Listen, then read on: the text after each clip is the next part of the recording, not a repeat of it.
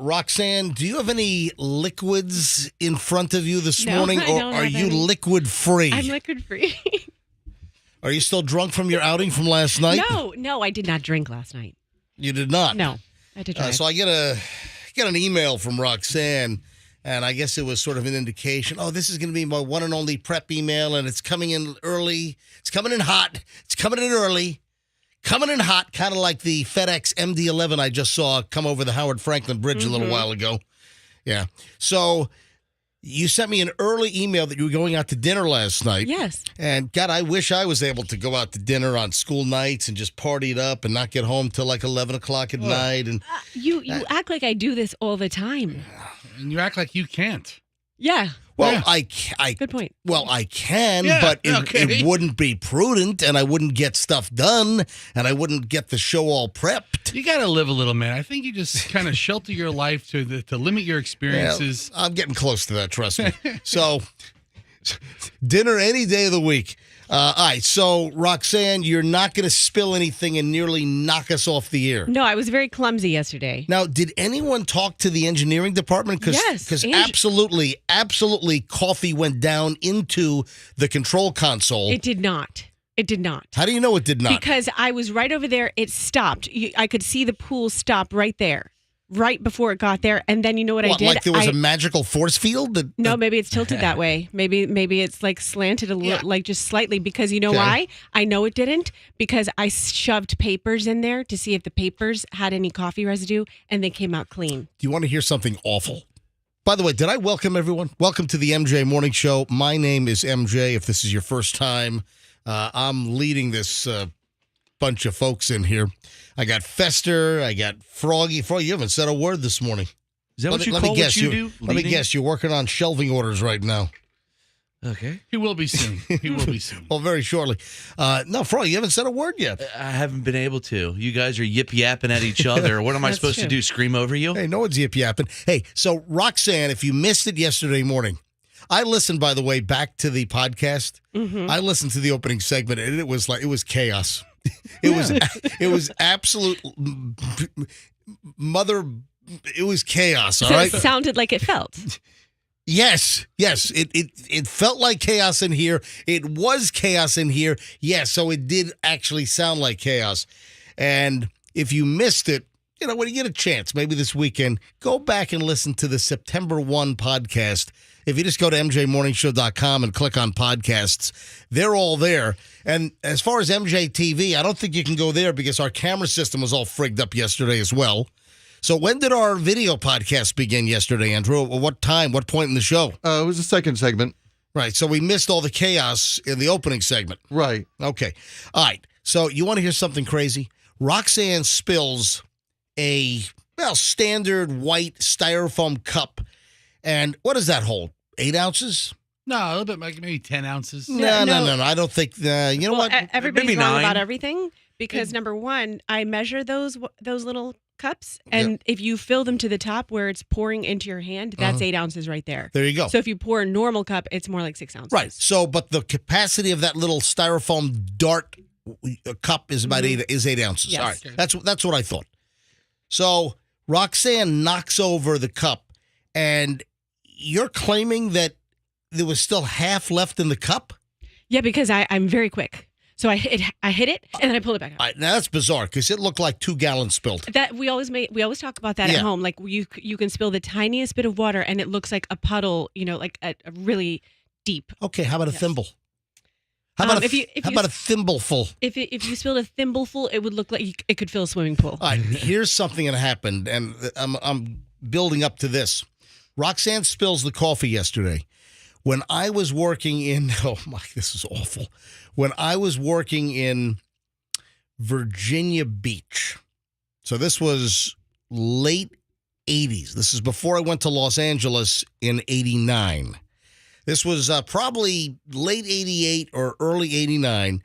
We had a weekender. So I was working at Z104, WNVZ, Norfolk, Newport News. And we had a weekend guy.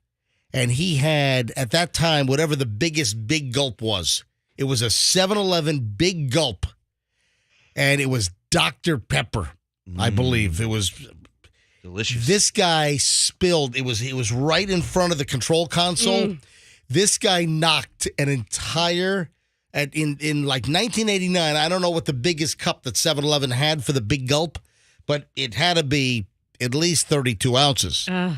Guy knocked an entire gigantic cup of Dr. Pepper into the console, into the control board, and it knocked the thing off the air. Station was off the air for a couple of hours, and they had to then get into the production room to use that as the on-air studio, but it was like a Saturday or Sunday, so the engineers had to scramble in, we were in that room for like a whole week, because then they had to clean out the entire console, take all the modules out with all the little fader knobs, and it was never the same. Everything was sticky. You know that stick? Yes. You ever walk behind the bar in a restaurant or something, and your feet are like movie Or like theater. I was just or gonna say there movie you go, theater. or a movie theater floor. Exactly. That's what our console felt like until I left for Los Angeles. And I turned in my 2 weeks' notice. If that board is still there, I'm sure the studio is still sticky with Dr. Pepper. What year did this happen? 1989. Okay, so in 1989. You got to be kidding me. There's a website that shows you the evolution of the big gulp and the ounces? Of course. Big Gulp. Oh, my God. There's a big gulp timeline online. Big Gulp hit the scene in 1978. In 1986, they had the Super Big Gulp. And in 1989, the same year this incident happened in Virginia, the Double Gulp was introduced. All right, so 64 ounces. in 1978, it was a 32-ounce big gulp. At the time, that was unheard of. Nobody had 32-ounce cups back in then. 1986, it went to a 44-ounce big gulp. Yes. And then in 1989, there was a double gulp, and it was 64 ounces. That might have been it. That might have been it. It was the double gulp of Dr. Pepper. Oh, my God, what a mess that was. Right in the control panel for the radio station. All right, I think a Michael Bolton song was playing when it happened as well. And then suddenly the whole damn radio station's like, it's all... All right, man, we got a busy Friday show. Hal Herman's coming by with a brand new game show. What time is Hal coming by? I think Hal's out of town. He's not here. I'm just testing Froggy. All right, back in a minute. Here's traffic, and we're back on the MJ Morning Show in minutes. Good morning. You'll see an accident.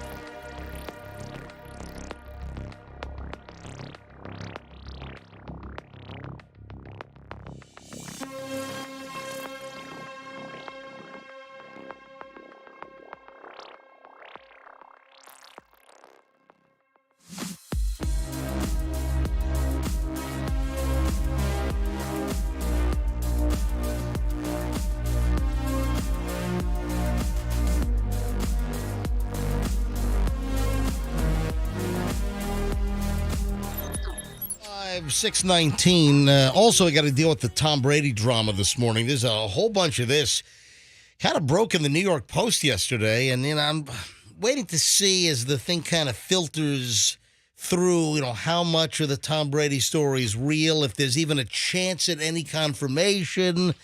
I don't know. Oh, I've got a Cher story, which I kind of teased, and you guys were out of the room, but we just played that Cher thing. Do you believe in love after love? We heard it. Yeah. We had it cranked in the office. Yeah, I'm sure you did. So I made a comment over the beginning of the song that I've got a Cher story. Did I ever tell the Cher story with the itching and the scratching? Would you like to share your Cher story? Please. I don't even know how Cher sounds. But doesn't she sound really husky? She sounds like this. Does she? Sonny, watch out for the tree. Ah! Are you guys entertaining yourselves over there? That was way too soon. Entertaining ourselves, Froggy and Fester, really is my top priority. All right. If I can make him laugh. I need you to start submitting stuff in writing. Please. Prior, if you don't mind. Is that the game we want to play? Is that the game we want to play? All right, so we'll get into Tom Brady in just a bit. I think the Tom Brady story is going to occupy multiple chunks of time here on the MJ Morning Show. I'm 45 years old, man. There's a lot of shit going on. Amen, brother. Do you think that was an indication as to where the New York Post went yesterday? I'm 45 years old, man. There's a lot of shit going on. All right, for the early crowd, we're going to dive into a little bit of Tom Brady right now after Cher. And Roxanne was the only one in the room. And I said to Roxanne over the beginning of the Cher song, what did I say? You want to hear a nasty Cher story? Yes. You're like, I have a good Cher story or a bad Cher story. Well, here's the deal. This is only going to take 20 seconds. I was working with a guy out in Los Angeles. This is like 1989, 1990, and he was a producer. And he produced a syndicated radio show that I was also a part of. And apparently he had worked with Cher on multiple occasions for years. And apparently he was with Cher, and she was just kind of itching and scratching down there. Oh, it's so itchy. And and Cher was like, ugh.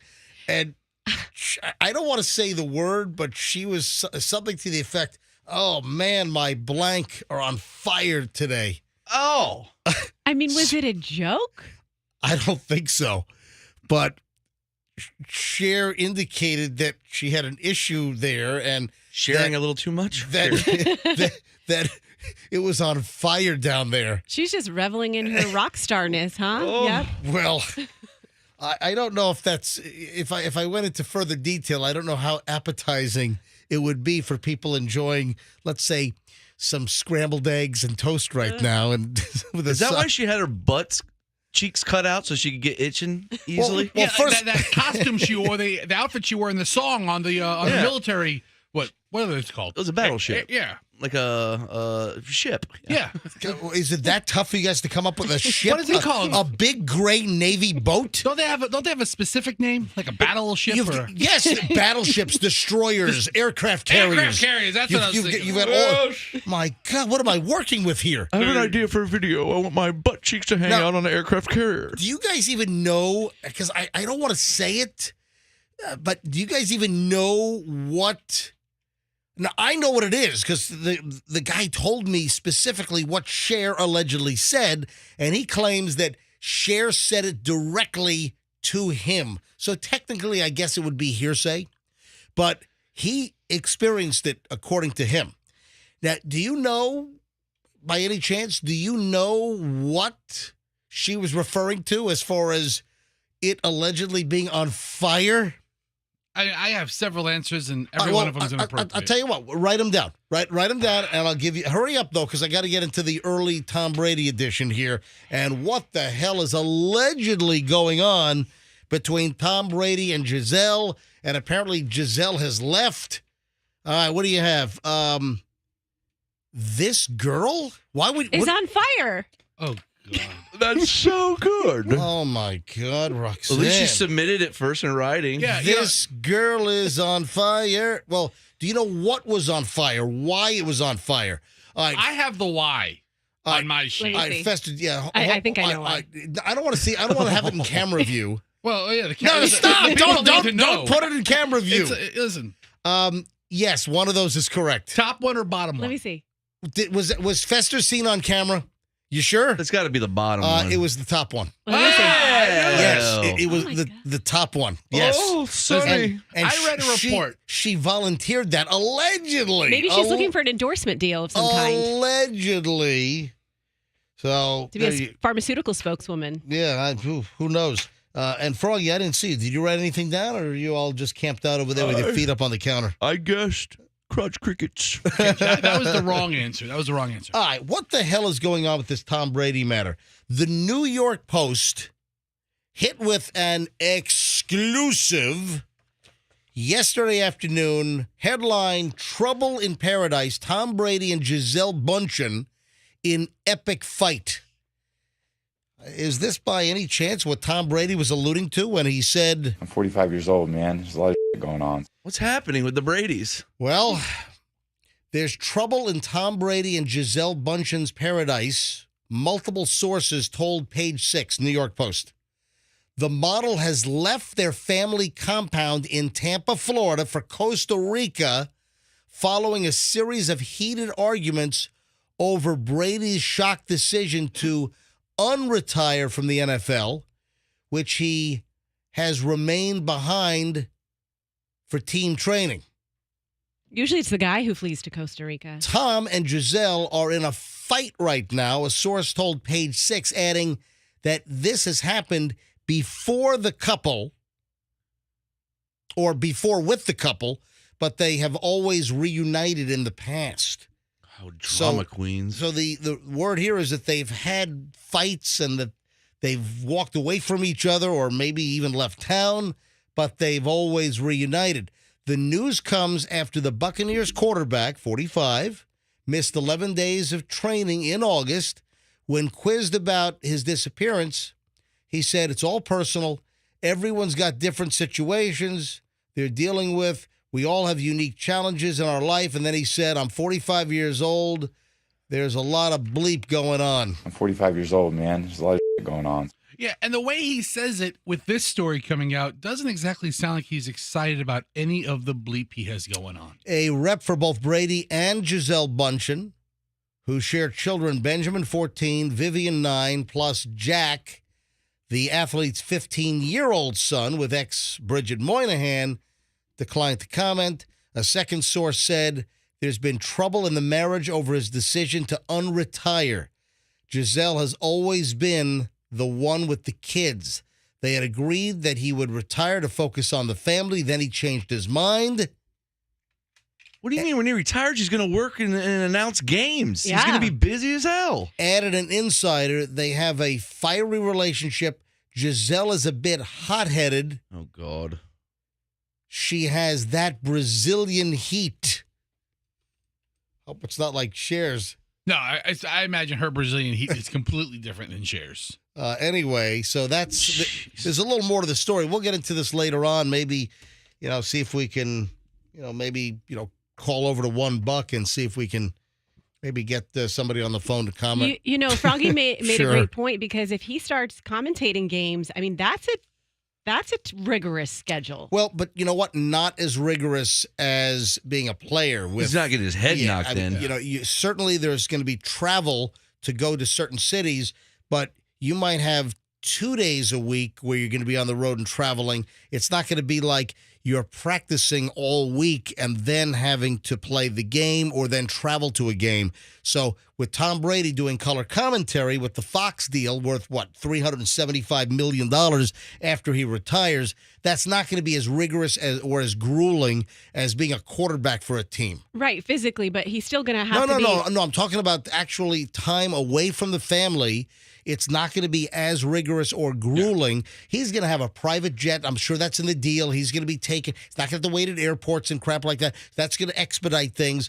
But being a commentator for Fox NFL, it's nowhere near the time commitment during a week than an NFL quarterback during the regular season. Okay, a couple things. Yes. First of all, sometimes they do get there towards the end of the week to do the interviews with all the players and stuff and prepare for their games. Yeah, so, I don't think that Tom Brady is going to be doing interviews with players. I think he's going to be on set, or he's going to be are they going to have him on set during the halftime stuff? He's not going to do this job. We're acting like he's not. He's going to do it. Hang on a minute. He's going to do the same role that Tony Romo does on CBS. all right, so- He's going to be the color commentary guy. Yeah. All right. So the question is, though, I have not seen the details of the so-called deal, whether he's going to be like, with like the James Brown or the Troy Aikman, where they're in studio. You never watch football, do you? Yeah, you don't. What do you mean?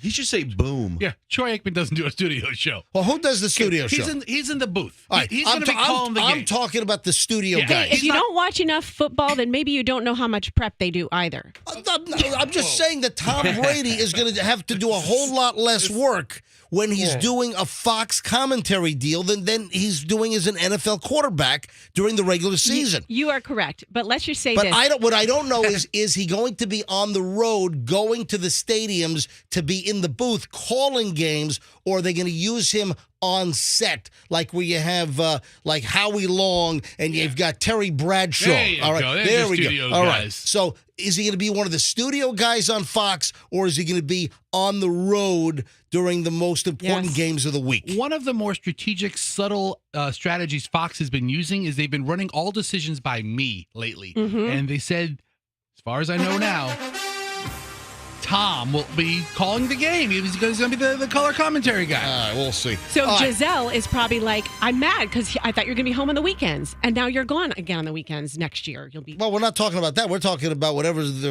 she's pissed now, allegedly, at the fact that he unretired and now he's really, during the regular season, he's involved. What, 6 days a week? They get Monday. They get Monday off essentially, right? Yep. All right, hang on. Quick break. I'm running a little late. Let's dive into the early Morons in the News. Good chunk today, and it's minutes away here on the MJ Morning Show on Q105. If you happen to be...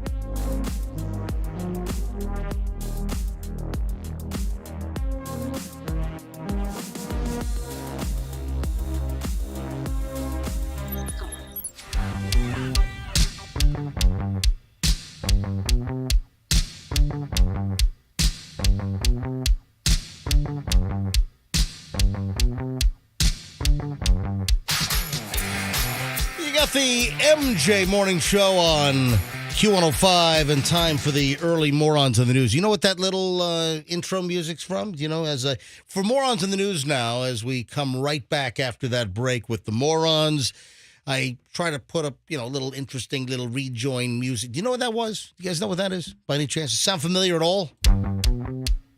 Any idea? It sounds familiar. I don't know where it's from. No? I don't know. Not at all? Not Come good on. with this audio thing. Hey, Andrew, you know because you loaded it in. Go to YouTube. That is the Ramones version of a great song. You know what? Let me take a few moments here before we get into the early morning Morons of the News here. Go to YouTube. Type in the Ramones, A Little Bit of Soul. Do you guys know that song, A Little Bit of Soul?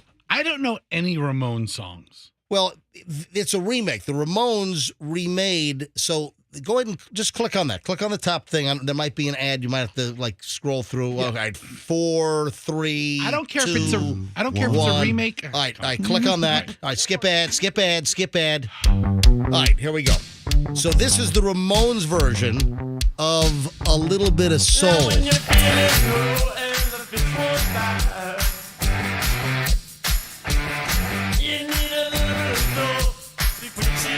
This is a great song.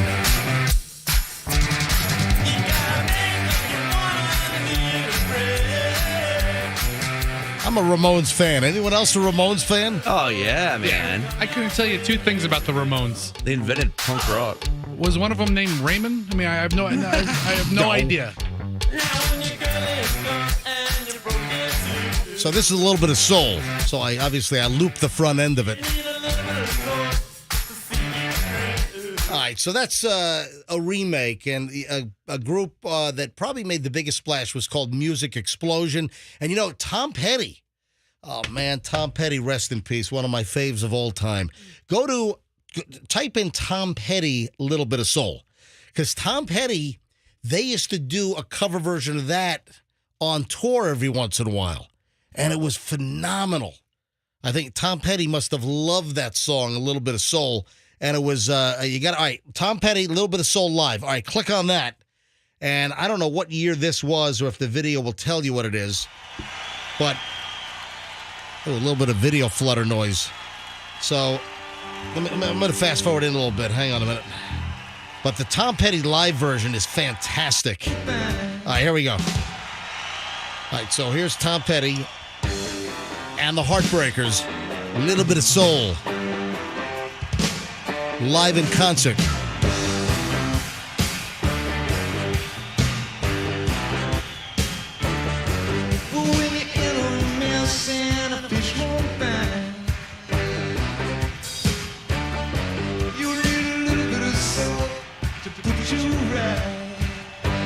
It's like a 7-minute version. Play it all.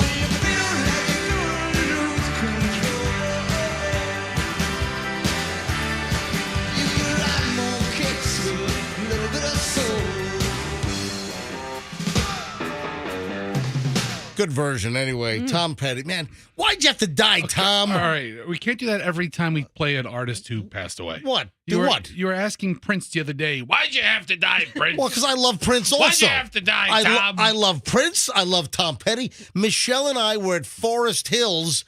We were in Flushing, in Forest Hills. We literally... We saw, well, I guess Flushing is Flushing, but right next to Forest Hills. All right, so we were in Forest Hills literally 3 months before Tom Petty died. See, he was in concert. It was like July, and he did 2 live shows at Forest Hills, and Michelle and I saw one of the nights. We saw, I think, the Thursday night show. I think he did Wednesday, Thursday, and then that was late July, and then Tom Petty died in like October of that year. When did he die? Was it 2017? Or 2018? We talk about Tom Petty, why'd you have to die? We talk about Prince, why'd you have to die? We talk about Roxanne. You always say, hey, did you hear the lead singer? For every time we play a Roxanne song, you bring up the fact that she's passed. I'm a big history buff as opposed to a music fan. Right. I don't go around saying, oh, John, why'd you have to take the convertible? Well, it's just life is precious. He's reminding us. John. Exactly. And when I love a musical artist or performer and they check out too soon, That bothers me. It disturbs me. Yeah, I managed to move on. I'm disturbed. All the good. Only, you know, as they say, only the good die young. Oh, Amy Winehouse, why? Fester, quit being a sarcastic. Oh, Quit being a Buddy sarcastic. Holly, why couldn't you walked around the plane one more time? I mean, come on, they're dead. They're dead. Quit being a sarcastic ass. Why What couldn't? about the Big Bopper? Hey, Big Bopper? Come on. All right, guys, I'm doing early morons in the news now. All right, this is sort of an early moron, like celebrity somewhat edition here. Now, Matt Damon has really nothing to do with the moron story other than Matt Damon actually is, I guess, a backer of this crypto firm. Unless he died this weekend, then every Matt Damon story would be, no. oh, Matt, why'd you have to check out so soon? Matt Damon is still alive, to the best of my knowledge. He did those really, really aggressive commercials with, fortune is founded by the daring or something like that. Well, the Crypto.com and all that. Yeah. Remember the commercial? Didn't it run during the Super Bowl last year? And everyone made fun of it? Remember he was like walking through like a timeline and all kinds of flashbacks and history scenes were flashing? That was Matt Damon, right? Yes. All right. Well, the cryptocurrency firm that hired Matt Damon as that commercial pitch man, they accidentally sent via bank wire $10.4 million to a woman who then went on to buy a mansion Wow, that's quick. and all kinds of other stuff. Wasn't that Crypto.com? That's what I said. I just said that. But they're the same ones that have the naming rights to the Lakers arena. Out in, used to be the Staples Center. Yes. Now it's the Crypto.com Center, right? The Crypt. That's where they hold a lot of the the Grammys now or whatever out there. It's called the Crypt. I don't know. It's me. No, it's Crypto.com. So it's the cryptocurrency exchange. And, of course, crypto has just taken it up the waz. And like Bitcoin now. Bitcoin hit like, $70,000 a coin? And where is Bitcoin right now? Right. Fester, go to Google and just type in Bitcoin price and it'll come up. Hold on, I got Bitcoin on my watch list. Yeah, it's just over $20,000. Yeah, so Bitcoin is like, it's been sliced by 2/3 from where it was. And then Bitcoin's even gone down, I think, below 20,000 a couple times over the last couple of months. I think I've seen around 17, 18,000. So crypto is getting nailed, right? And then this Crypto.com, they accidentally sent a woman $10.4 million. Yeah. They initially intended to send a $100 refund to this woman. Instead, they sent her $10,474,143 to a woman by the name of Thiva Managari Manavel. Good for her. $10.4 million. Yeah, she's in Australia, by the way. Is that by any chance? Is this why maybe they're having a hard time over there? Because they're, instead of sending out $100 refund checks, they're sending out $10.4 million refund checks. It's quite a mistake. That's a moron in the news right there. That's why I'm doing this, because somebody was a gigantic moron for allowing that. The craziest part of this whole story is Crypto.com's, I would imagine, a pretty big company. Well, here's the deal. During a routine audit, 7 months after they sent her the check, they didn't know they even sent her $10.4 million. What kind of a crappy accounting department do you have? Roxanne, you're an accountant by trade, right? Yeah, how do you overlook that error? You have an accounting degree. Yes, that is correct. And where did you get your degree? University of South Florida. So Michelle has got an accounting degree also from USF. Now, were you a CPA? Yes. So you got Michelle didn't become a CPA. For Arthur Anderson. Okay, so you were a CPA. So does this make your toes curl and your toes curl? Does this make you like, oh my God, if you're supposed to send $100 and you accidentally send 10.4 million and you don't discover it until 7 months later during a routine audit? Yeah, that's a problem. You have some serious control issues within your company. I would say that is a correct analysis. So what recourse do they have after over half a year? Well, now they're demanding the money back. The woman has to pay the money back. Meanwhile, she's gone on a spending spree. She bought a mansion for her sister, and then all cars. So, I mean, what do you think? This just fell out of the sky? You can just do whatever you want? Listen, it's just like the banks. When somebody erroneously gets a whole ton of money deposited in a bank account. And we get these stories from time to time. We just did one, I think, a couple of weeks ago or a month ago. We had a story somewhere in the U.S. where someone had erroneously a lot of money put into their bank account. And when it happens, you don't get to keep it. And if you go spend it, that's illegal because you know that it's not your money and the banks will get the money back, or they're going to tie you up financially for the rest of your damn life if you blew all the money. I live in Australia. I get $10 million. Can't you just leave the country?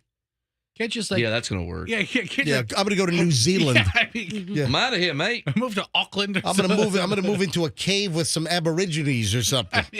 That might work. I'd leave. So 7 months later, routine audit. Roxanne in the accounting department said, "Oh, I think I've discovered something." Wow, look at this. Kind of like some numbers seem to be off here, boss. Yeah, the sheepish new accountant in the corner is like, boss, can you come here for a second? Yeah. Kind of like who is it? Jennifer Lawrence. Was she in that Netflix Don't Look Up thing? Was she in that?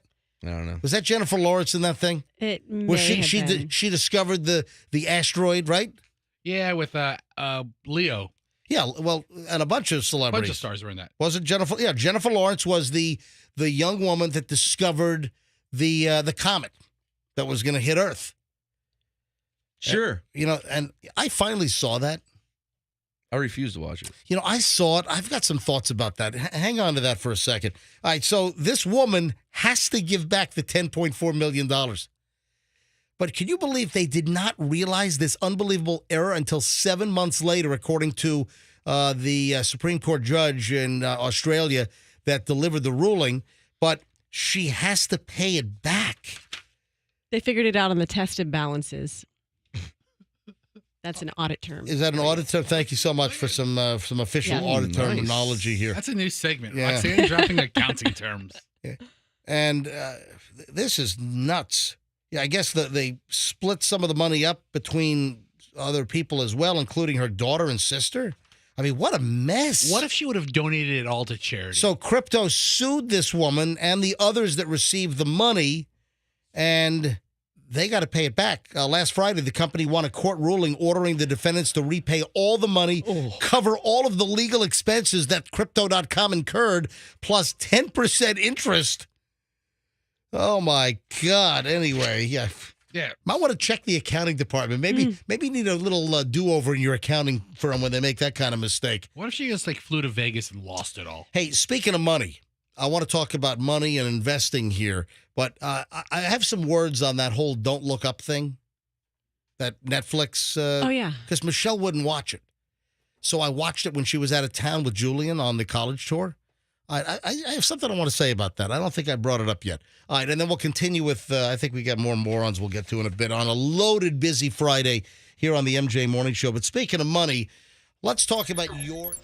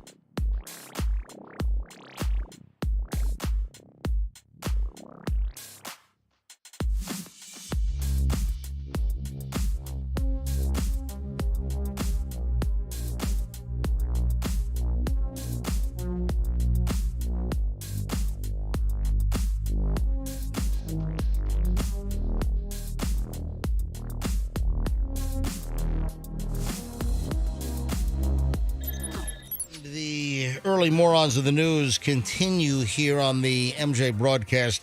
Very diverse pile today, by the way. You see that 2 guys were busted doing 100 miles an hour racing on Gandy? We hear this story all the time, it seems like. Oh, All right, my I'm not God. impressed with 100 miles an hour. Not the Gandy. Festa, would you stop it? What do you... I had the Lincoln up to 92 this morning on the Oh, my Howard Franklin. God. I believe it. Yeah, I mean, What are you, racing for pinks over here? listen, Kinnicky? you don't know that a 2004 Lincoln Town Car is a sports car. I was driving and I had literally as I was getting on to 275 southbound, right at the Howard Franklin, the Kennedy entrance right there, right at the beginning of the bridge as I was getting on this morning. And I'm in that left lane that comes on, and then you have the feed from the, I guess, the veterans, right? Literally, as I'm getting on, there's the Pinellas County Deputy Sheriff in the big old Tahoe right next to me. And then, did we determine that we think that's a female officer? Didn't you see her? I believe so. Well, Right. yes, I saw her pull someone over. Yes. That's right, because we talked about that earlier in the week. And she was hauling. She was up to 80 miles an hour, and all the traffic just let her pass, and then everyone was just kind of sitting behind her, and I was like, 80 and a 60. I have a dumb question. Yeah. So sometimes usually when you see a police car, it has no lights on, it's just doing its thing, unless it's in pursuit, and then its sirens are on, right? Those are one of the 2 modes. Well, hold on a minute. What? Well, at night the lights are going to be on. The headlights will be on. The taillights will be Right. on. No, you're no. talking about the emergency lights? So this morning I'm driving to work and Right. I see a police car pass me that didn't have the sirens on or the spinning part of it. Oh, that's not a siren. What is it? A siren, What do you call it? a siren makes noise. Okay. She has blue and red sirens. A siren. Yeah. You know what I mean? No, the siren is the thing that goes woo, woo, woo, woo. That's a siren. The lights were so loud. Yeah, a light is a light. A light is not Okay. a siren. Okay. All right. So what exactly are you saying? I saw the police car with the lights on, but not spinning. Right.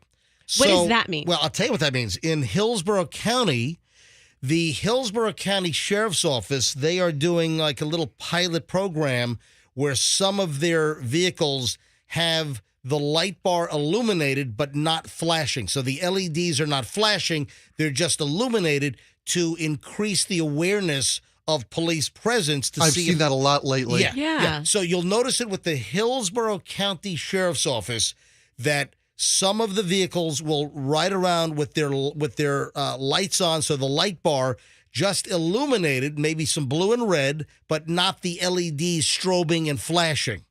And that is part of a program to see if that has any effect to reduce crime by making the police cars more visible as they drive around. Oh, so it wasn't a stupid question. It was just stupid the way I asked it. No. That was actually, Roxanne. That was a very good question. Asked in a very stupid manner. Yes. I mean, yeah. Asked and answered, ladies and gentlemen, here on the MJ Morning Show. Yes, Andrew. Yes, but if we see them lit up when we know they're around, isn't that a way of saying, okay, as soon as you don't see those lights, you know it's safe to commit a crime? It's never safe. Never safe.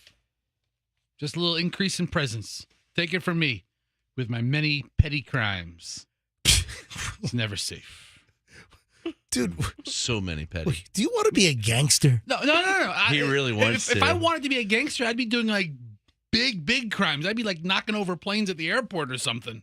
As far back as I can remember, I mean, I wouldn't be stealing sugar I packets from always Wawa. wanted to be a gangster. I've always wanted to be a gangster. Especially those shoes you're wearing make you look like a gangster.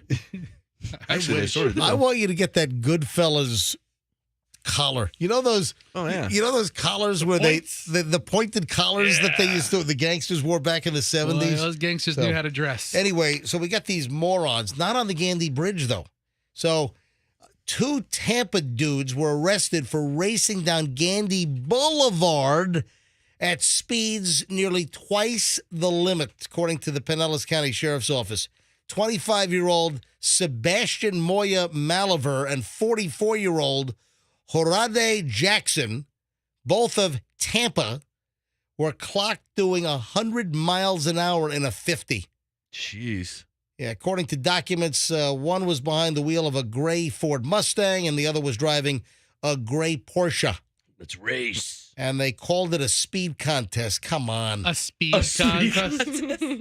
That's what, in the actual release from the Pinellas County Sheriff's Office, they said that it was a speed contest to see who could go faster, the Porsche or the Mustang. Was the PIO born in like 1800? Oh, so having a speed contest. Swear that has another name. What is another? I'm thinking of something else. A speed, or two vehicles competing for speed. Both of the men were charged with racing on a highway and reckless driving. And of course, listen, if they would have hit somebody, that would have been a very bad situation. Does the report go on to say who won between the Porsche and the Mustang? Because that's what I'm kind of curious listen, about. I'm trying. Yeah, I was curious too. Yeah, I mean, who wins? Oh, jeez. You're the biggest car guy in the room, MJ. I say Porsche. Who wins, the Porsche or the Mustang? I am not participating in any type of encouragement of street racing This here. isn't encouragement. I'm recusing myself. I'm not going to comment on that. This is total recusal because I'm not going to foment any glorifying of street racing whatsoever. This is hypothetical car talk. It's Grease Lightning. I have to vote American Muscle. I think the Mustang would take It the depends. Porsche. If it was a Porsche 911, it depends on which Porsche 911 it is. I knew it. Was it a turbo? Was it a Yeah. GT4? There's just a bunch of different What if it was a 930? and then with the Mustang, was it a regular GT? Was it a Shelby? Yeah. Was it a Cobra? I knew I could reel you back in. Tell us more. I knew I could get you into car talk. I'm recusing myself, unless it's a Shelby. All right, I'm recusing myself again. I'm going to dump all that. I'm going to dump the last minute and 12 seconds. It's all right. I'm going to hit our new minute and 12-second dump button. I'm going to dump all of the first hour of the show. Hang on a minute. Make it all disappear. Hey, can you imagine this? You're in your apartment and you're going to the bathroom, and the next thing you know, you're down in the basement of the building. Flushed himself? No, the floor collapses. You got dumped. This is, talk about a dump. This is in the Bronx. Yeah. Dumped in the basement. This is in the Bronx, up in New York. A woman fell through her apartment bathroom floor into the basement of the apartment building. This is nuts.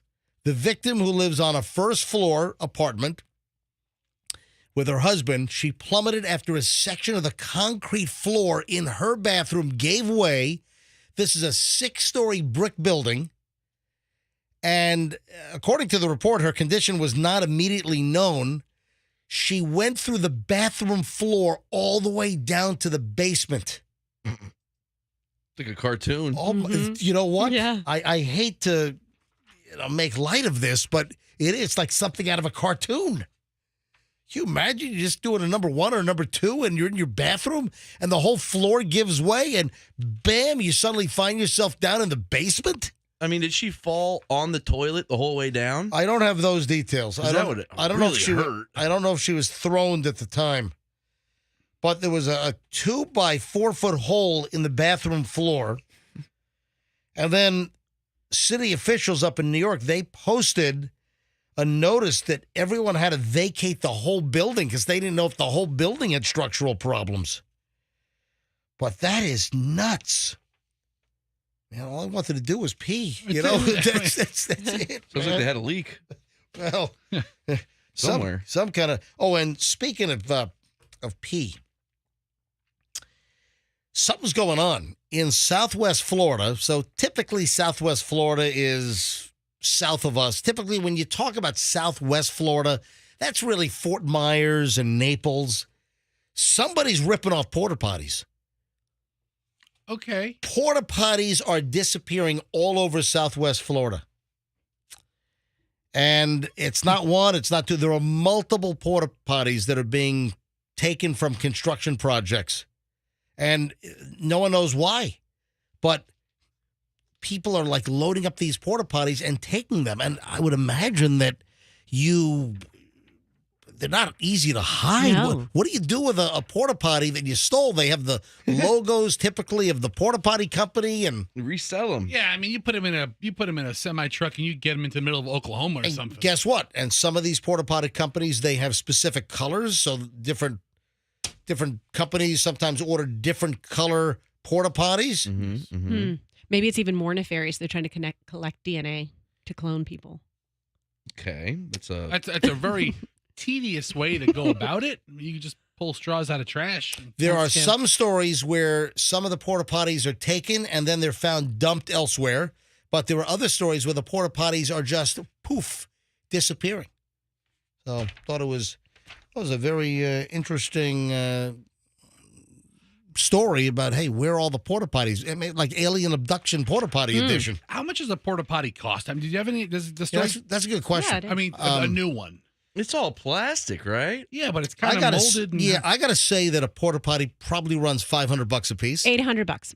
Oh, look at that, $800. All right. For a Fun. nice one or for a one that you almost want to die when you're in? Yeah, no, the blue ones that you typically think of linked together like Yeah. at a concert. She's right, $848. Wow. Wow, that's Now, it. And we If- can buy it from totalrestroom.com. Well, I'm sure that Oh my God, they have 30-day returns. That's awful. I'll give you 30-day of returns in your porta potty before I go ahead and return it. I'm gonna ship it back to you, but it's about 20 pounds heavier. Did you say ship it Yeah. back? I said ship. I said Okay. ship. Yes. Gonna ship my pants. All right. So be on the alert for porta potties, folks. That if someone next door to you suddenly has a whole backyard full of porta potties, they could be the Southwest Florida porta potty thief. All right. When we get back in just a matter of moments, I hate when people marry stupid things. Let me leave it at that. Oh, yeah. I hate when people marry stupid things. All right, Fester's like trying to rack his brain. What am I talking about? It sounds like you're talking about my wife. Oh, will you stop? All right, hang on. We'll dive into that and a whole lot more as we start the real long chunk of the MJ Morning Show next here on Q105. Stand by.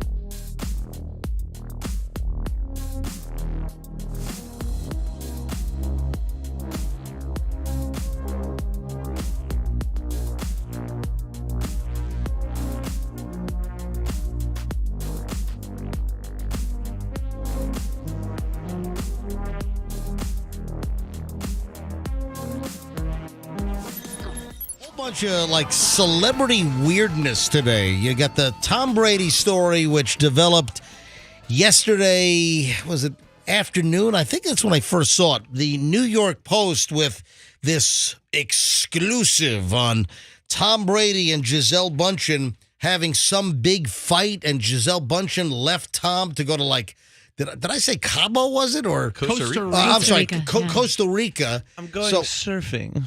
So Isn't that what you do there, sir? I'm going to find more turtles on the beach. Yeah. Entwined in nets so I can rescue them and put them back into the ocean. But we dealt with this about an hour ago. We'll get back into, if you don't know the whole Tom Brady, Gisele Bündchen rumor, the alleged story that they're in the middle of a big, huge fight. And, well, it's due to the fact that Tom went back to quarterback for the Buccaneers. Allegedly, we'll get into all this in just a second. All right, Fester is backtracking. Let me tell you right now, we start right now. It is now 7:24.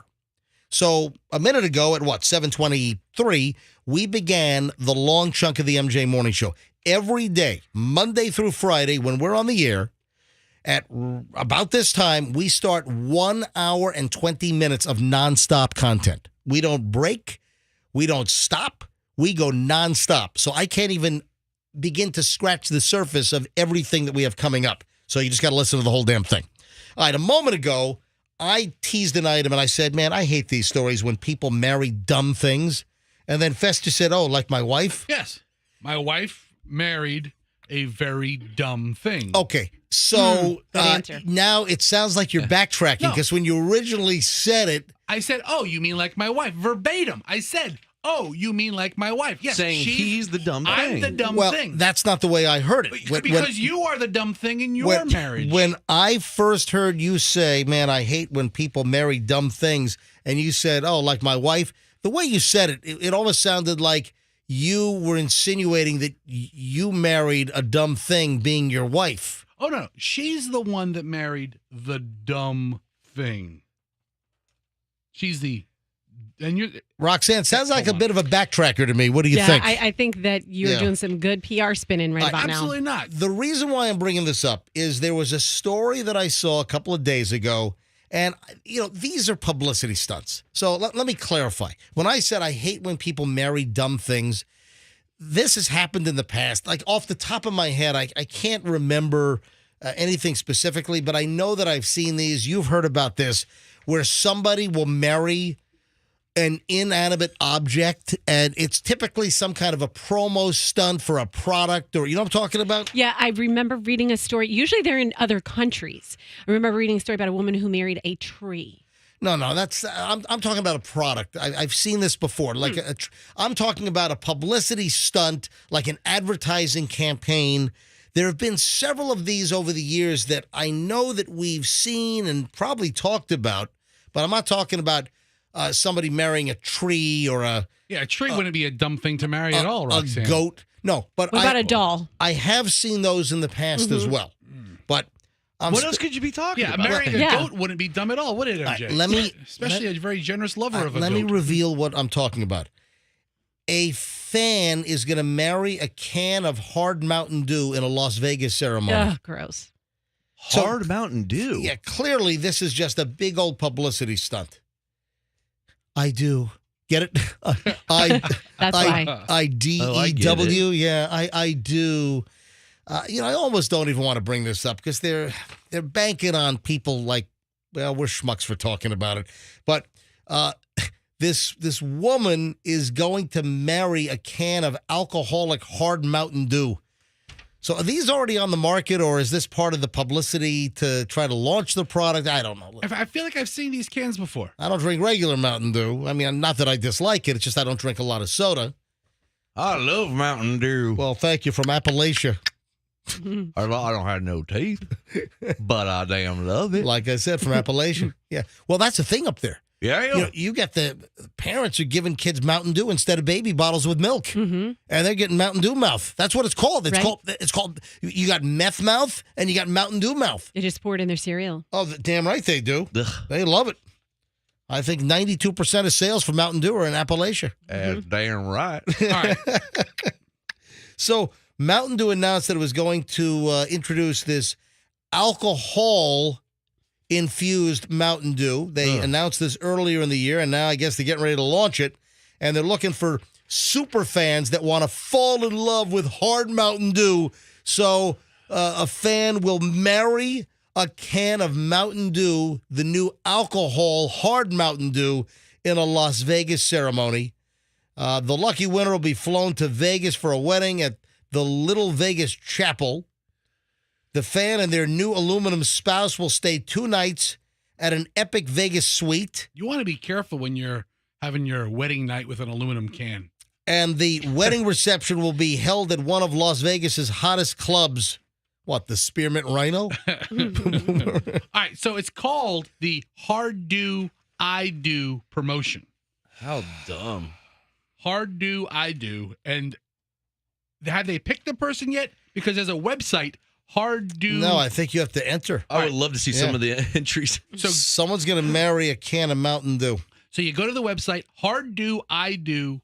So how do you determine if a woman wants to marry a male can of Mountain Dew or if a man wants to marry a female can of Mountain Dew? Or what if it's same-sex marriage? You can't marry if it's a hard Mountain Dew. Obviously, it's a man. Well, that would mean the human would have to identify as a Mountain Dew. I don't know.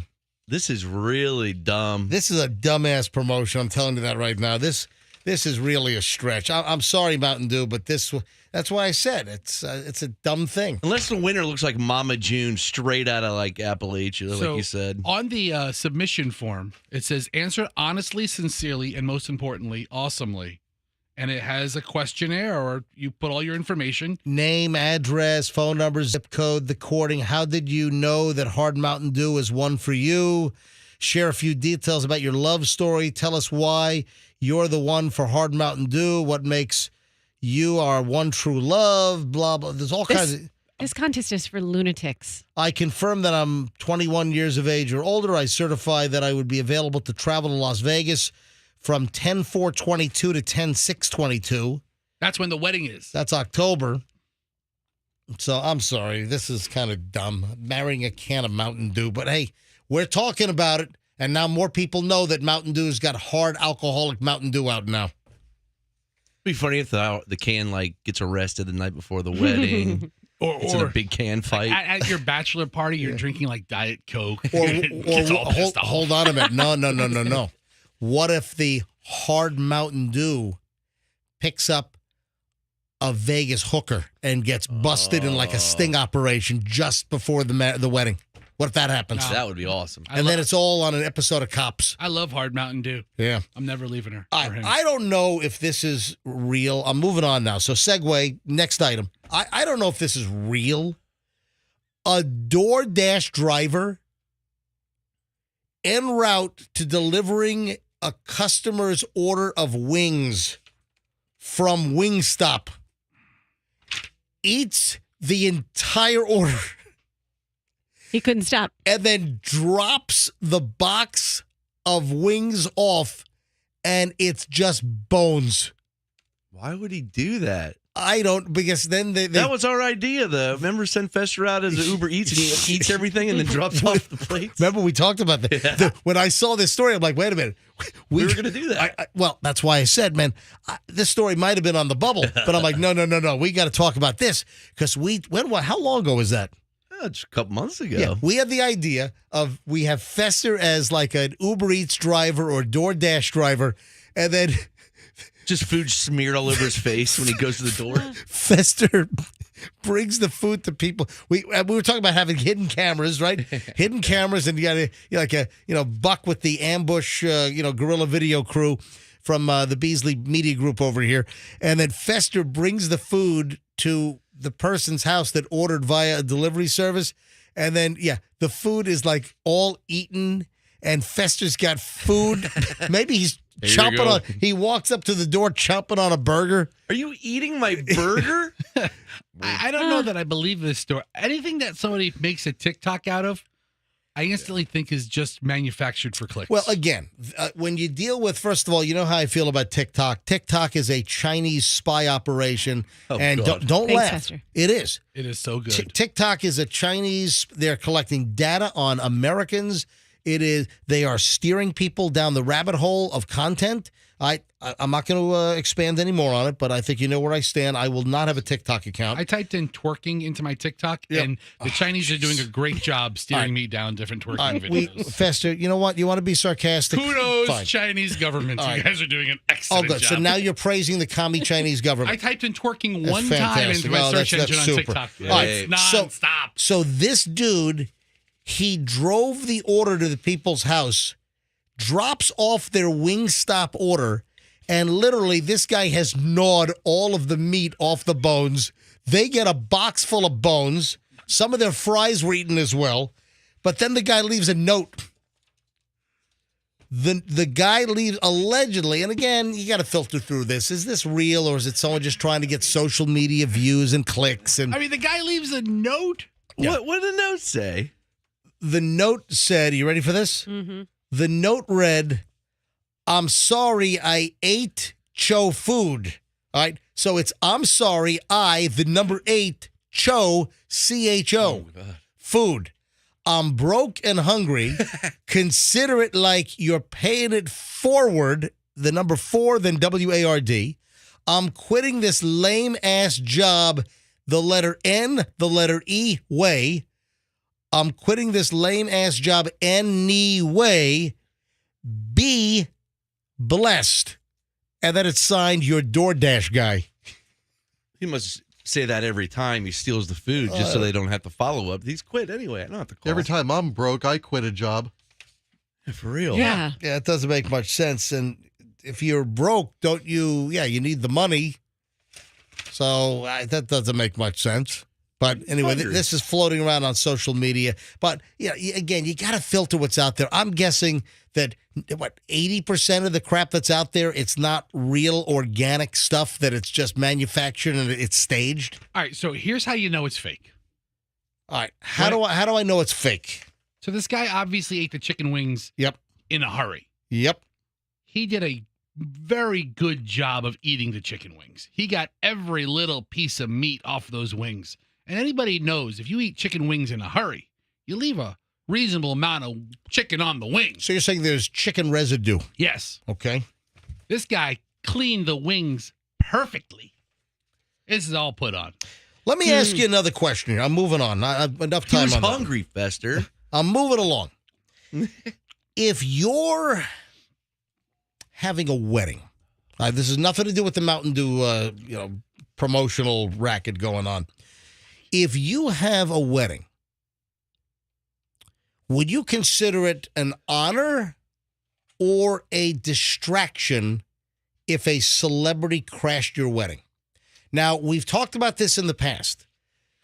Multiple times we've heard the stories that a celebrity is at a hotel or they're in the vicinity of a wedding and they stop by, they crash the wedding. I know we had one recently. We talked about something like 3 weeks ago or a month ago. There were pictures taken where the celebrity took pictures at the wedding. We've had, again, this story has come up multiple times over the years. Wasn't it Tom Hanks or something? Yeah. Oh, that's right. It was. It was. Thank He you, Froggy. always does You're that. right. It was Tom Hanks. Tom Hanks crashed a wedding recently. I feel like Bill Murray's done it in the past. You're right. That's another one. Bill Murray has done it. It really depends who the celebrity is. 100%. Well, hold on a minute. Let me stage this. Let me set this thing up because I want to get opinions, and I think we might even go to phones on this because there's another celebrity now. So you're right. We've talked about Bill Murray. We've talked about Tom Hanks and others that have crashed weddings.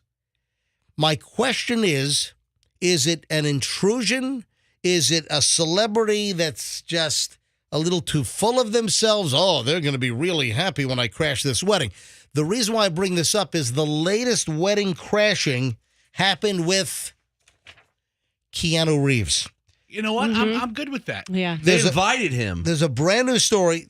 Didn't they? No, he crashed it. Oh. A very friendly Keanu Reeves crashed a couple's wedding over in Great Britain. A British couple, James and Nikki Rodenight, were surprised. Keanu Reeves showed up to celebrate their wedding earlier this week.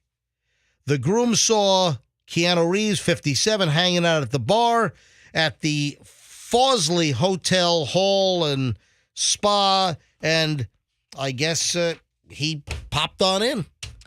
Well, he invited him at the bar, right? Well, they say, "Hey, man," and not expecting him to show up, he just shows up. I think that's part of the story, that he was at the hotel. Hey, you should come, Keanu. and someone said, "Hey, come to the wedding," and then he right. jumps in. So, in this particular case, dude, Keanu was like an angel on earth. Well, hang on. In this particular case, Keanu might have been prompted to join the wedding inside the ballroom. He was at the bar in this hotel. He almost seems like he has an innocence about him that he was they asked him, so he was being nice. The point is, there are other stories where the celebrity just kind of walks in. That's Tom Hanks' thing. Yeah. He thinks like, hey, they're going to be so happy. Right. So is that a celebrity that's just full of themselves, that think, I'm a big star, I'm a celebrity, they're going to want me to crash their wedding?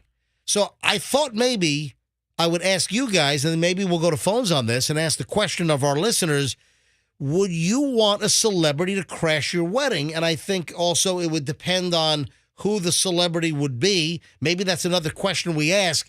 Which celebrity would you want to crash your wedding? And maybe who's a celebrity that you would in no way ever in a million years want to crash your wedding? All right, let's go to phones on this. I'm going to ask you guys first, though. 800-990-1047. 800-990-1047. First of all, would you want a celebrity to crash your wedding? And then maybe, if so, who would you love? And then who would you hate to crash your wedding? 800-990-1047. That's how you get in. So the big question is, would you want a celebrity to crash your wedding, or are they just being pretentious? Are they just so full of themselves? And where do you stand? All right, we'll grab calls here in a second. Let me start with Roxanne. Roxanne, would you want a celebrity to crash your wedding? And listen, you're going to get married at some point. You are engaged to Dig Dug for the past 8 years.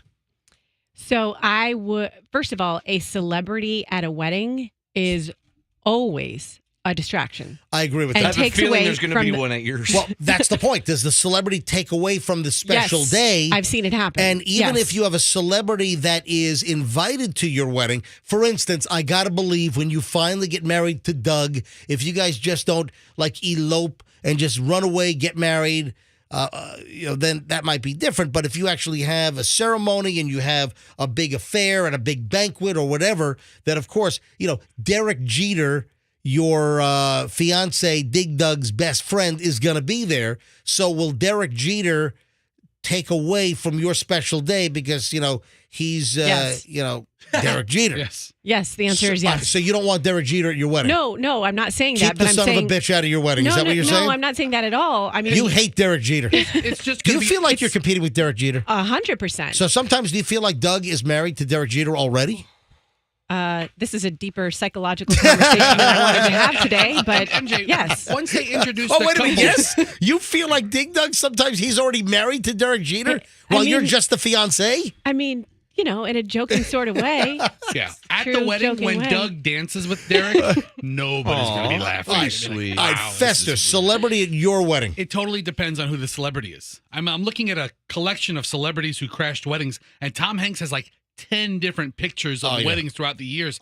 And he Tom loves it. Hanks might be the most prolific wedding crasher around. But then, like, That's arrogant. this couple here got married on the beach, and Serena Williams was at the beach, and she's taking pictures with him in her bathing suit. In a leopard skin bathing suit. Looks fantastic, but they're By the all way, dressed- what's the latest with the Williams? Did they lose their doubles deal? Yes, they lost All right, yesterday. but Serena could still go on and win the singles, right? Or whatever the hell I don't know. I know nothing about tennis. I don't know anything All about right. tennis. All right. So, Fester, who would you want to crash your wedding, or you would be against the celebrity wedding crasher? I mean, like, if The Rock came to my wedding, that would be awesome. The Rock? I don't know.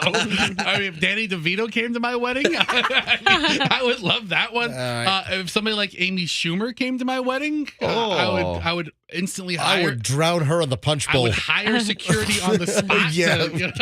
Eject. I don't know. Froggy, any thoughts on celebrities crashing your wedding? I've invited Jimmy Buffett to my wedding before. Yeah, okay. And he How'd didn't that go? show. Yeah. But I always, he's given me so many hours of pleasure. I would love to have him at my next wedding. All right, let's go to phones on this. 800-990-1047. When a line opens up, try to squeeze in. Let's go to Fester. I would like the call screener at this point. I'm still surprised Froggy said at my next wedding. Is there trouble in paradise with Kim? No. Oh, When we do our Renew your vows. Is it, yeah. Is it Taya in St. Pete? Me? It's just T? Yes. Hi, morning. Well, hello, T. Welcome to the MJ Morning Show. And would you want a celebrity to crash your wedding?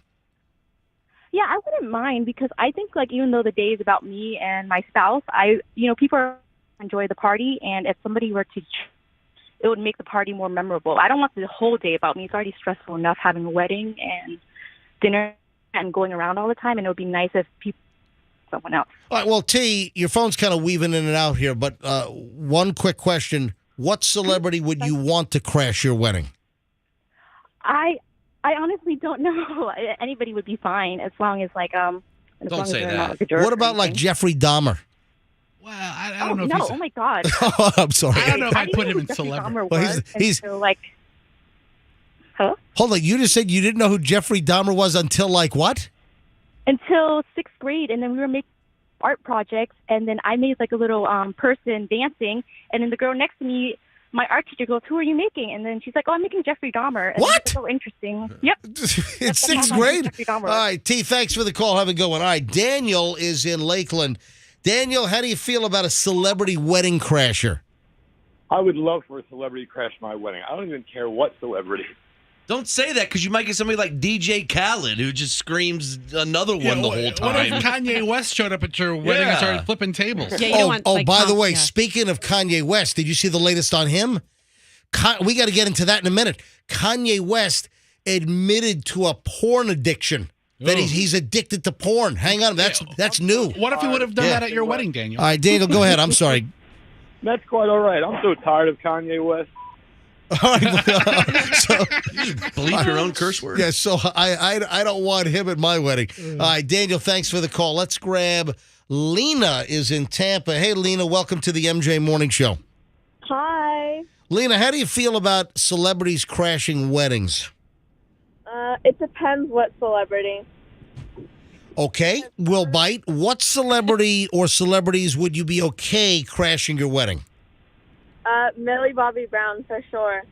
Millie Bobby Brown? What is he going to do? Perform? My prerogative? No. Millie Bobby Brown. She's I'd rather have Bobby. She's 11 from Stranger Things. Mm-hmm. Yeah, who's dating Chloe's friend Jake Bon Jovi. How about New Edition? Can we have them Yeah. Is this the person who got mad at us for something Stranger Things and sent Ted an email? Lena, who wouldn't you want at your wedding?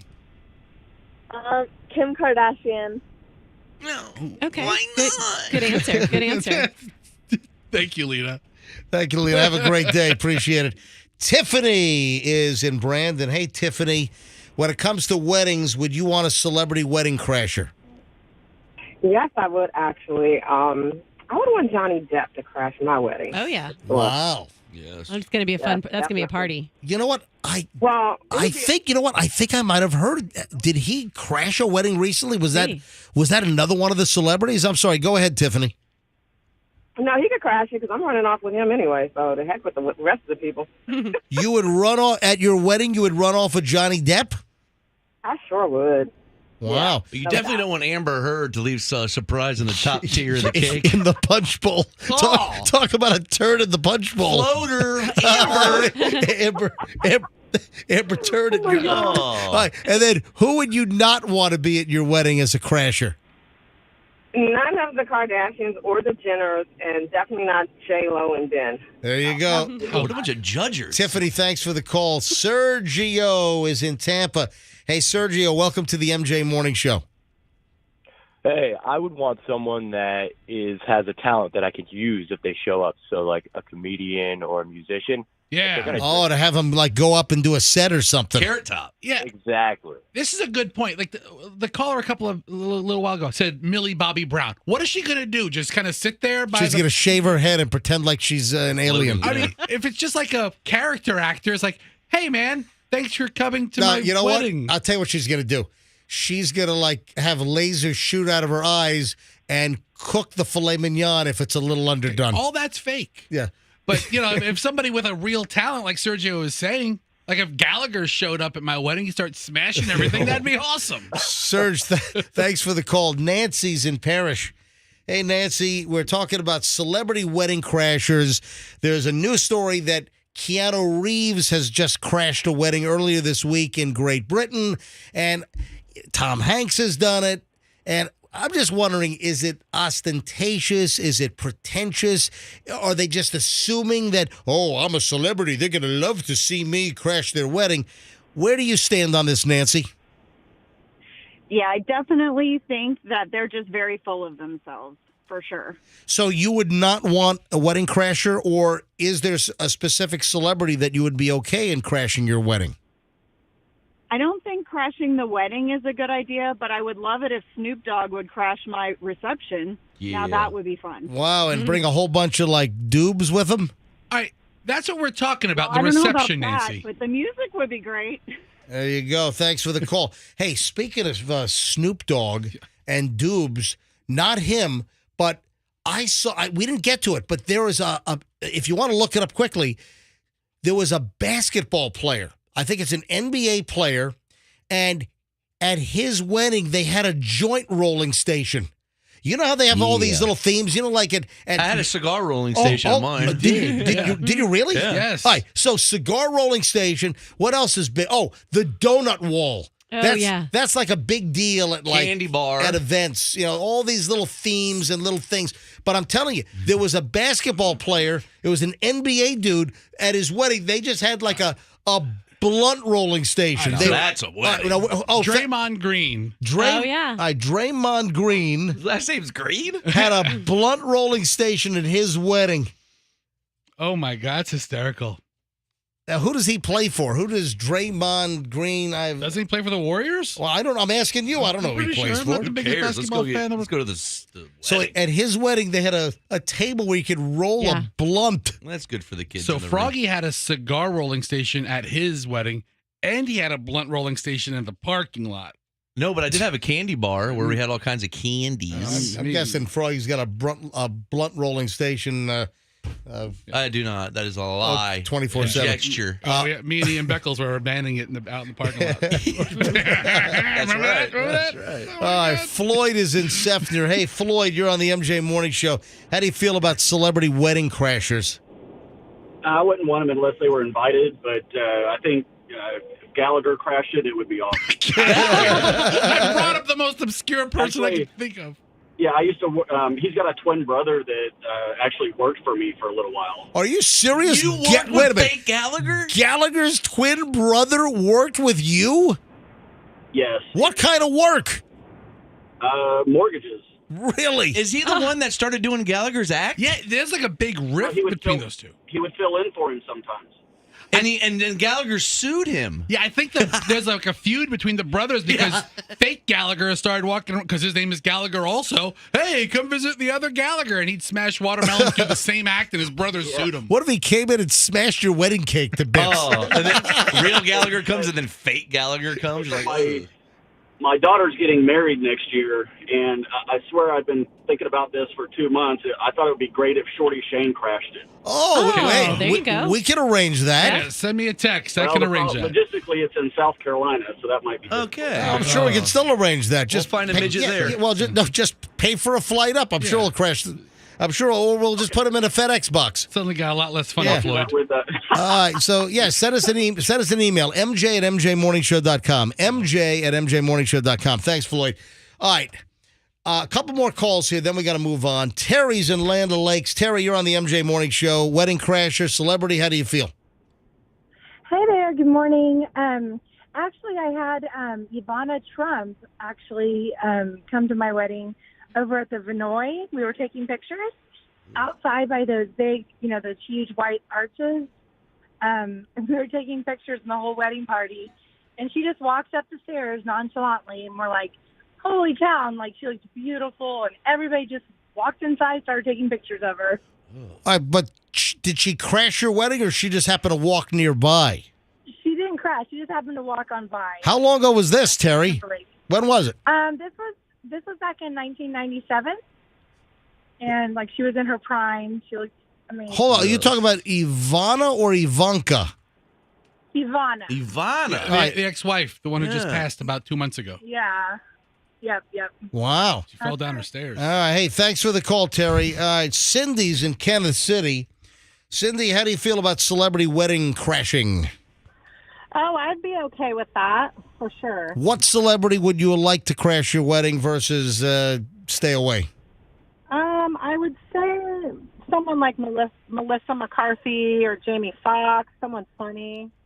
So those are yeses or no's? No, those are yeses. I could because Yes. if Melissa McCarthy came to my wedding, I'd be like, hide the food. No. Hide it all. Close the buffet. She ate all the cake. All right. Thanks for the call. Catherine's in Sarasota. Catherine, celebrity wedding crashing. What do you say? I'd be okay with it as long as it was Tom Cruise or Johnny Depp, but no Amber Heard. That woman's a psycho. Thanks. I appreciate the calls. All right. Thank everybody else on hold. I got to move on. I'm running a little late. All right. It's 7:54, and the item that I kind of teased that I wanted to actually do now was a little issue we have with some inappropriate text. A little inappropriate texting. Is this Fester again? It is. What? What is it? What? Well, Fester, you kind of confessed that you sent hundreds of listeners the naked Kermit the Frog picture. All right, hold on. Whoa. Listen, hold on. Froggy, why are you laughing over there? Because Froggy's the one that gave out the number 100 times. Because he sent me it, and I still have it on my phone. I saw it yesterday. I'm like, this isn't right. Froggy, 500 people have it. I tell you, we were talking about a story where somebody airdropped a naked picture to a pilot. The other day, this would have been, I don't even think it was, I think it was Wednesday. On Wednesday, we had a story about a Southwest pilot that got on the PA system. The flight was going to Cabo. Remember, we didn't know where it originated. The story's since developed, since we told it on Wednesday. It was a Houston to Cabo San Lucas flight. And before the plane took off from Houston, somebody was sending out airdrops on their iPhone to other passengers on the Boeing 737, and they were nude photos. Right. I think it was a nude photo of himself, presumably. Ooh. And the pilot, do we have the pilot? Is that still on here? Let me see if we still have the audio bite. I mean, the pilot came on the plane speaker system and was like, this is your pilot speaking. Stop sending me the nudes. Yeah, I don't see it on here anymore. Hey, could you bring it up and let me know? Give me a thumbs up when you have it. So the pilot said, "Hey, listen, I'm gonna turn this plane around. We're gonna go back to the gate. Whoever's sending the nudes." So we told that story on Wednesday, and then somehow, Fester, you took that as a cue to talk about your naked Kermit the Frog picture with a green Kermit wiener? No. What? That's one of my tightly held secrets that I have. You asked, does anybody airdrop? And I was like, yes, I airdrop every time I go to a restaurant or I go to a place where there's a lot of people on the Wi-Fi. And you said, what do you airdrop them? And I said, well, I have a picture of naked Kermit the Frog. And you're like, no, you don't. And I pulled it up and I showed it to you guys. And then that morphed into Froggy saying, hey, if you want to see the picture, or maybe I said it, send me a text. Then Froggy gives out my text number, my cell number again. Yeah, Froggy, whatever you do not give out Fester's cell number. Won't give out 813-310-8444 It's okay. again. I'm totally cool with it. But over the course of the day, if I told you I got like 750 texts. I woke up Thursday morning to like 40 texts. Dude, that morning your phone was still on Audible, and your phone is going blim, blim, blim, blim, blim, blim. I'm like, turn your damn phone off. Put it on. Anytime we want to, we can just have people blow up his phone. Yeah. Oh, yeah. And that's okay. I'm okay with all of it. And I try to reply to as many people as I can, but I sent that picture out. Kermit the Frog. It's a naked Kermit the Frog. And I mean, Kermit has a wiener. Well, of course, he's got a greener. He's got a greener. Yeah. It's not easy having this piece. You know, my rainbow connection. Everything's connected, as you can tell. My wiener is green. Yes, same color everywhere. Well, here's the issue. Now, I said we got a little problem here. Yeah. All right, and Fester, I don't think you want to send out another 1,000 requests, do you? If I get them, I will. Right, it takes me a couple of hours. Whatever you do, do not text Fester. Can I just at 813-310-8444. And Roxanne, whatever you do, you don't give out Fester's number either. I forgot what it is. It's 813-310-8444. Yes, that's it. So maybe you didn't Well, forget? here's the issue. Fester sent the Kermit Wiener picture to my wife. So why is that an He issue? probably sent it to a lot of wives. I mean, she didn't request it. Why would you send my wife the Kermit Wiener picture unsolicited? Oh yeah, why would you send it to her? Well, she listens to the podcast, doesn't she? Sometimes. I thought she listens like pretty regularly. No, my daughter listens to the podcast. Michelle listens live off the air at the house, but sometimes she's weaving in and out of sleep. Then I will send the Kermit to your daughter. Do not send wiener photos to my daughter. MJ Chloe. Stop it. No. There's Kermit. Yeah, okay, I just sent it to Chloe. Look, MJ Chloe right there. Do not send that. Right now, she's over in Scotland right now. And do not send. She's getting a green Irish frog with his peckering out Did my wife... So you sent the Kermit nude to my wife unsolicited. Yes. Did my wife respond back? Yeah, it was like, I have to look it up, but it was like, ew, gross, or something like that. Something you'd expect Michelle to say. Every time you text her, you get in trouble. Would you stop texting my wife? Oh, she wrote, OMG, that is grotesque. What are you talking about? It's very well put Why together. did you want her to see it again? Because she listens to the podcast, and I know that is something we talked about. Michelle. Right. Hey, Michelle, we're calling you live, obviously. What is it? Is it like 1 p.m. exactly in Scotland right now? Yes. Tell Chloe to check her text. Yes, did you really send that to... Yeah, she's the one that listens to the podcast. Hey, Michelle, I thought you listened to every podcast. Michelle, I think that Fester just sent Chloe now the naked Kermit the Frog picture. Oh, he did. I showed it to her last night because she was listening to the podcast. Oh, geez. And listen, I'm yelling at Fester the fact that he thinks that he has a textual relationship with you and he can just send you unsolicited green frog wieners. Well, I think Fester and I do have that special relationship. Like, we get each other. Ugh. You know? I didn't want to... Michelle, I didn't want to offend you by sending you, amphibian junk in your inbox. It's like, you know how George W. Bush and Michelle Obama have a special relationship, and he says it's because she gets his sense of humor. Like, Fester and I have that same kind of relationship. We get each other, very, He doesn't look cold-blooded, that's for sure. MJ, I have 141 texts that just came in the last 5 minutes. What are you? Hold on. What are you saying? You're saying that Kermit's not all shriveled up like George Costanza? No, he is rolling. There's no shrinkage. No, he's a proud frog. Kermit's a shower. That's all. All right, Fester, we stop. So you said you can't send that out, man. I mean, what if it gets in the wrong hands? Well, what's the wrong hands, Miss Piggy? Gonzo? I mean, what's a Fozzie Bear's going to be pissed off at me? Waka, waka, waka. Wiener, wiener, wiener. Right? I mean, come on.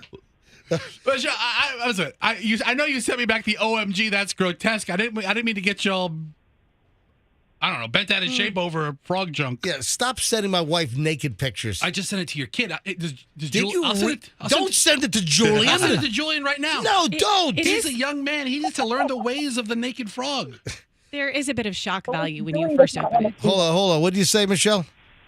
I said, believe me, Julian does not want to see that. Yeah, do not send my son. Too late. Oh, great. So now he's sending the whole family the Kermit the Frog nude. I should really put all 4 of you in a group text so I could send my pictures out to all 4 of you. The pervert connection. Yes. All right, Michelle, how are things in Scotland right now? Great. Are you having lunch? Are you having scones or what are you having some haggis? No, I think Chloe got herself a scone before she ran off to her 1 o'clock, I don't know, game, training, something for soccer. All right. Football. Yeah, football. Sorry. All right. I just wanted to call you about the green wiener being sent to your phone. Yep. I mean, it's on my phone for you to enjoy whenever you want. Sorry, not sorry on this one, Meech. I mean, I got to tell you. Enjoy. And stop calling my wife Meech. No, that's our thing, too. I'm sorry. I've never heard that. I don't call her that. Yeah. No one calls her Meech. I call her Meech. Stop calling her Meech. This is getting weird. It really is. I hate that when someone just calls someone a nickname that doesn't Nobody calls me Roxy, and then when someone does, it's weird. Oh, Foxy, Thanks, Roxy. Roxy. All right, bye, Michelle. Whatever, Roxy. See ya. Pat George calls you that, doesn't he? My God. All right, so Creepy Fester.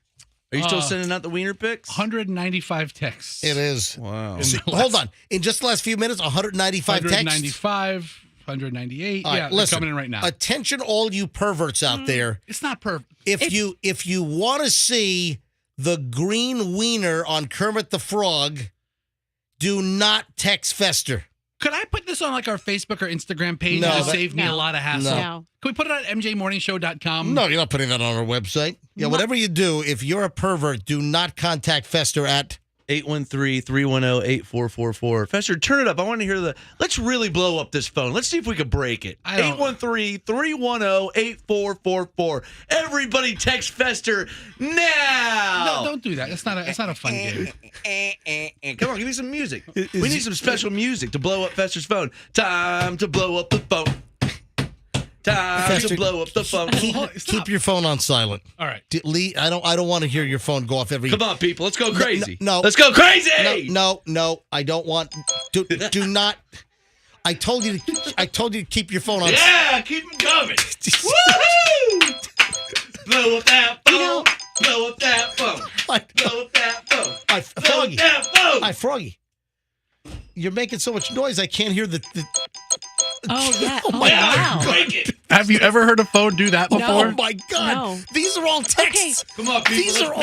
These are all texts coming into Fester's phone right now. But we have to think about this.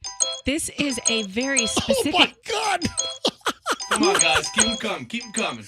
I didn't think that so many people would be so interested in Muppet kink.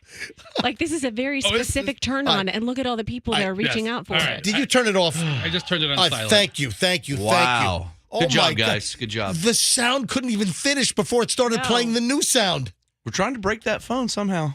We want to see if you could blow up a phone Do you through remember text. back in the day, like texts were like 10 cents each? Yeah, could you imagine? Yeah. All right, we got to move on here. We got a lot of ground to cover. Lightning round here on the MJ Morning Show. Who has Alexa? I'm not into these things. I don't want these devices in my house. I felt bad because I told the story like, I don't know, 6 years ago, the kids bought me the Google Home device as a birthday gift. And I almost didn't have the heart to tell them, I don't want this damn Google device. You know, it's bad enough that my Android phone is, seemingly listening to you and putting stuff in your feed. But I don't want a Google device in my home that's listening to everything that's going on. So I don't want the Google Home. I don't want Amazon Alexa. I don't need it, and I don't want it. So a couple of weeks ago was Amazon Prime Day. Yep. And I had my wife, my wife make a contribution to our morning show office and buy an Alexa for it. Because are you serious? I have little one, the size of a hockey puck. Well, good, because I don't go in the morning. I've never been in the morning show office. Here's Another reason not to go in there. Yeah. The reception in this building is a little sketchy, and in the morning I walk in and say, "Alexa, play MJ Morning Show," Right. and it's like, oh, and then it does it. Right. Well, here's the deal. Apparently, there are people getting loaded with royalty money because guess what, kids? What word do kids find really, really funny? And what words do kids like to use? You take maybe a 5-year-old, a 7-year-old, a 6-year-old, 8-year-old, maybe as late as 9 or 10, but I think it starts to fade at that point. Give me a word that a kid finds hysterical. Poop. Bam! Oh, good. I mean, yeah, that's my, yeah.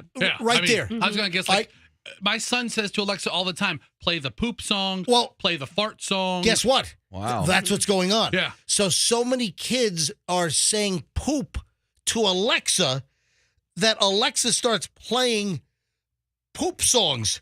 Yeah. And there are a number of poop songs, and these artists are like raking in the money on royalties because all the kids are yelling poop at Alexa. And I'm not making this up. And I've got actual examples. Like, so a kid yells, Alexa, poop. I'm on the world to see. I got a poopy dying is a song called Poopy Diaper. Is that Selena Gomez? So Alexa will play Poopy Diaper. Okay. My God. All right, here's another one.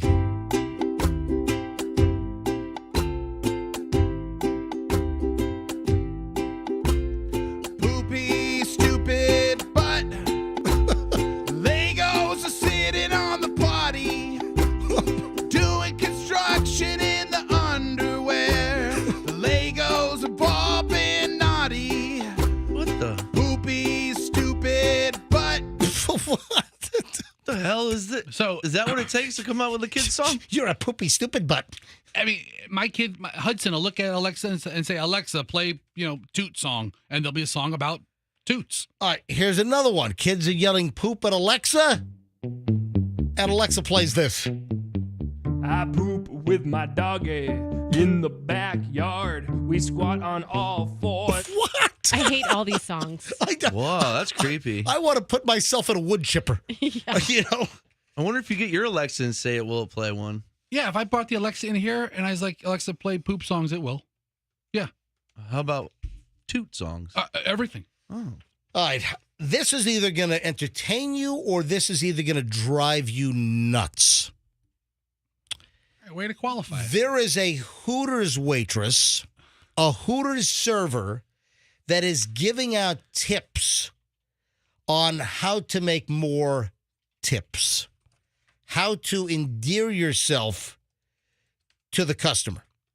And she has shot a number of videos. And I mean, she goes on and on and on how to get more tips. All right. Do you want to hear this? Yes or no? Absolutely. Yes. All right. There are two different cuts here. So this waitress, this Hooters waitress, her name is Abby Lynn. And, I think she might be in the Tampa Bay area because in the video she's wearing a Buccaneer shirt. You're a detective. I bet. In one of she's got a Buccaneer shirt on in one of the clips. And then she even, I think she even mentions the Buccaneers. So I'm thinking it might be a local Hooters girl, but these are her tips on how to maximize making tips. Like I said, you're going to love this or it's going to drive you absolutely bat crap crazy. All right, listen. I'm actually really excited to do this. So let's answer this question. How do you get more tips as a server? So my first tip is probably really obvious, but always do your hair and makeup. People really notice whenever you put an effort into yourself and into your job, and kind of goes hand in hand. They tip you more. Now, this is probably going to be the easiest tip you ever get, but the most important. Always keep drinks full. Even if they're halfway full, bring them another one because people are impatient. Keep them full. People are impatient. Keep them full. So far, she's right. Yeah. Even if they're half full. I've had those servers. Yeah. Mm-hmm. I've had those servers that even if you're half full, they're already bringing you an all-new glass, a fresh one. Because you also get the ice meltage, which will dilute your flavor and your carbonation, right? All right, she continues. This one's more about what you're comfortable with, but I like to call everybody by like these little pet names. Makes them more comfortable, makes them more attracted to you maybe. I don't know. But I always say, "Hey babe, can I get you another drink? Hey hun, did you want another beer? Hey sweetheart, are you ready for that check?" All right, so hun, babe, sweetheart. I love her. Do you like a server that does that? Hey babe, or hey hun, hey sweetheart. Do you like that? It depends. I've gone to Hooters. If I told you I've been to Hooters 200 times in my life, it's probably an accurate number. Right. And I've gone probably 4 times with my wife. Remember we used to have those Hooters like 50, Cards. the 50% off card? Yes. Yeah. Yes. Yeah.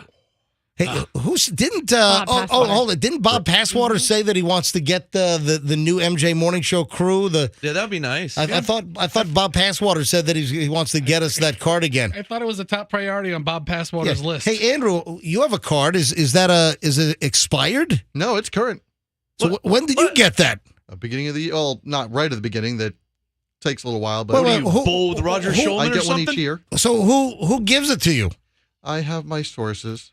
Yeah, who told me they ran into Bob Passwaters and he wanted to get us new Hooters discount cards? Was that you, Roxanne? Yes, it was me. So why would you just volunteer that? I'm sorry. All right, so What are you doing over there? So I've been to Hooters a lot. Right. And I think it's a great establishment. I've been there probably 3 or 4 times with my wife. Mm-hmm. And the waitress cannot play that babe, honey, sweetie game if I'm sitting across from my wife. So if I'm sitting with Froggy, right? Then you get the honey, sweetie, babe. If I'm with Froggy or a couple of guy Right. friends, or or we've MJ and I would never go to lunch together, but if we did, and they're like, "Hey, darling," I'd be like, "That's perfect." But if I'm sitting there with my wife and it's like, your wife would care. She would be like, Really? she would think something's wrong with her for calling me such flattering names. What's wrong with this girl? What if she called your wife that as well? I heard a Hooters girl said that once that they said that they can't. If there's a couple, they always talk to the wife. They make eye contact. with Well, the hold wife. on a minute. Hang on. That's part of the video. Hang on. That's coming up. Okay. All right, listen to this.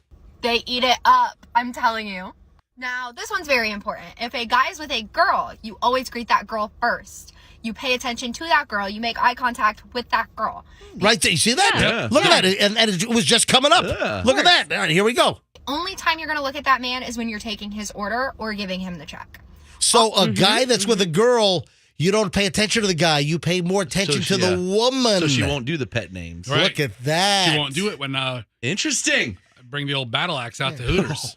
The old battle axe. I mean, not it's just a name for all Are you wives. calling your wife a battle I'm axe? calling all I don't wives. call my wife Michelle a battle axe. Not to her face, but yes. No, I don't call her a battle axe behind her back either. You say old biddy though. I don't call Michelle an old biddy. The old ball and chain. That's all right. Here, let's continue. Always make the girl feel comfortable, especially when you work at a place like Hooters.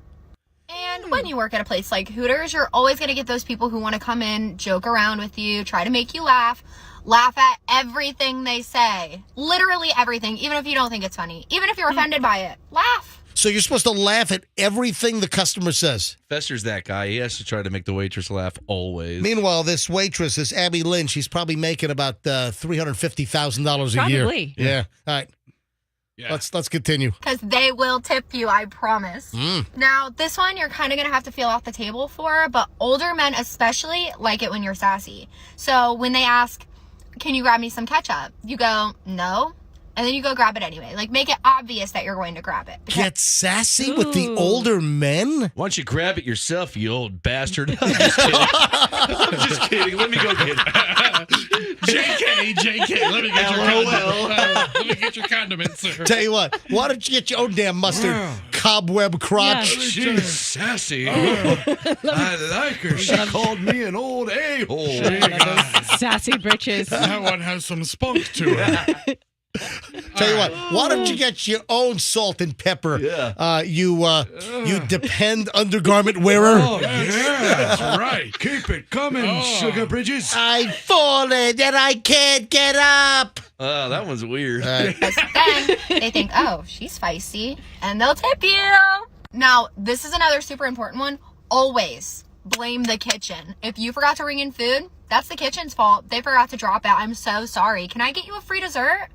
Always, always, always. And this video is getting kind of long, yes. So I'm going to leave you with one of my favorite things to do that always gets me the best tips. Music is always playing in the restaurant, and it's always the same songs. Learn the songs, love the songs, sing and dance to the songs, give them a little lip sync, a little shimmy. If it's their favorite song, or even if they just think you're a good time, they're going to tip you. Let me know if this is something that you guys are interested in, because I have a bunch more tips, bunch of restaurant stories, a bunch of things that probably would have helped me 4 years ago whenever I first started. So let me know. So that's Abby Lynn, and I think she might be local because she in the next video, I think she mentions the Bucks, or she's wearing a Bucks t-shirt. All right, guess what? I guess a lot of people contact her and said, we love your tips, because then she shot another video with more tips. Right. Yes, Fester. So far, she's 100% correct. It seems like she's right on the money, doesn't it? She should train the waitresses. This is good utility. Can all this useful stuff. Same stuff work in a strip club? Yeah. Yeah. It can just work. It can work in life in general. This could probably work anywhere. It works in here. Right. All right. So here's video number 2. Here are tips 2. I took a sales and socialization class, so you don't have to. Let's talk about what I learned. One of the best ways to increase your sales is by finding out why they're there in the first place. You see a group of young ladies out on a Saturday night without any men around? It's probably ladies' night. 4 men walk in at 4 o'clock dressed in construction clothes. They're probably going to want some beer, right? So once you figure out why that individual table is there, you know what to offer. It makes it way easier. Let me show you an example. Hi, ladies. Happy Saturday. Y'all look amazing. What's the occasion? Oh, that's awesome. Well, can I interest you in some Patron margaritas to get the night started? Now, I know it feels a little awkward when you first do it, but promise you, keep trying it. It'll come natural. So, can I get you some Patron margaritas to get the night started? Yeah. Oh, she's so fake. Yeah, this audio is like, it has a little bit of a flange sound to it versus the other one. I love her. But, I mean, I don't think she's wrong. I mean, I think all these tips are pretty rock solid. Now, let's talk about making each person feel like a regular. Regulars keep coming back because you made them feel special, right? So my favorite thing to do is pick something that they're wearing or something that you overheard and just keep the ball rolling. Hey, Roger Shulman, it's great to see you again. You still wear that WFLA shirt, huh? The easiest way is around football season, too. See this? You could just walk up and be like, "Go Bucks!" And I'd be like, "Hell yeah!" See? There it is. Local. All right, do I need to play anymore? No, because she sounds like she's vibrating. Yeah. Yeah, this one has got a little bit of a weird sound to it. But all right, one more. Let's one more. If you notice an accent, ask them where they're from. If you notice an accent, ask. I mean, I got to be honest. It's like you kind of want the next one. Hooters wings, please. This is kind of like it's kind of like audio crack here, right? Right. No, I mean she's giving such good tips. Like most of these TikTok tips are stupid. They're Nothing clickbait. to do with her cleavage or butt? Nothing that sexualizes her, which I think is great. If it's an older couple and you see some rings, ask them how long they've been married. Now, How many old couples go to Hooters? Sweetheart, Listen, I'll tell you now. Oh, hold on. Andrew's saying a lot. A lot. You'd be surprised. Okay. I tell you, when I took my wife to Hooters, she loved it because she thought the food was great. She had like the Hooters salad. She thought it was fantastic. Right. here's my favorite tip. Every server has had the undecided guest. Tell me we all haven't done this. So I can see y'all are still looking at the menu. Do you want me to give you a couple minutes and let you decide? Don't do that. Giving them more time is taking up your time and your tables. You want table turnovers. All right, so yeah, rush, kind of speed them up so you can turn the table over. It's all about making the tips. There we go. So that is Abby Lynn, who if anyone knows Abby Lynn, does anyone know if Abby Lynn listens to the program? I mean, she might work at the Hillsborough location or the Gandy location. Does Abby Lynn work at the original Hooters on Gulf to Bay? So does anyone know where Abby Lynn, the Hooters waitress, works? Which Hooters? And I think she's local. So if you know, 800-990-1047, 800-990-1047. I just thought that was pretty interesting. Now, we did not mention this earlier in the week. I've had this since, I think, last weekend. So I definitely had this for Monday's show, and I didn't get around to it. And I'm like, you know what? I saw it in the pile on Tuesday, and I was like, you know what? I'll just wait until Friday because it's going to be Saturday when this happens anyway. Do you know what happens tomorrow on Saturday, the 3rd of September? No. Can't imagine. Something to do with you? I know what you're doing. Well, I'm flying to New York tomorrow, taking Julian back to Connecticut to school. It's going to be a pizza and sushi weekend. I got to find a pretty solid omakase experience for Saturday night. You got to find a pretty solid toilet. Oh, my God. What are you talking Pizza and sushi? What are you talking about? You're going to be rank on Monday. Oh, God. No, it's Labor Day on Monday. I'm glad we have that day off. I'm flying back on Monday. So, yeah, that's a real smart move for me to be flying back on Labor Day. Let's hope everything runs smoothly.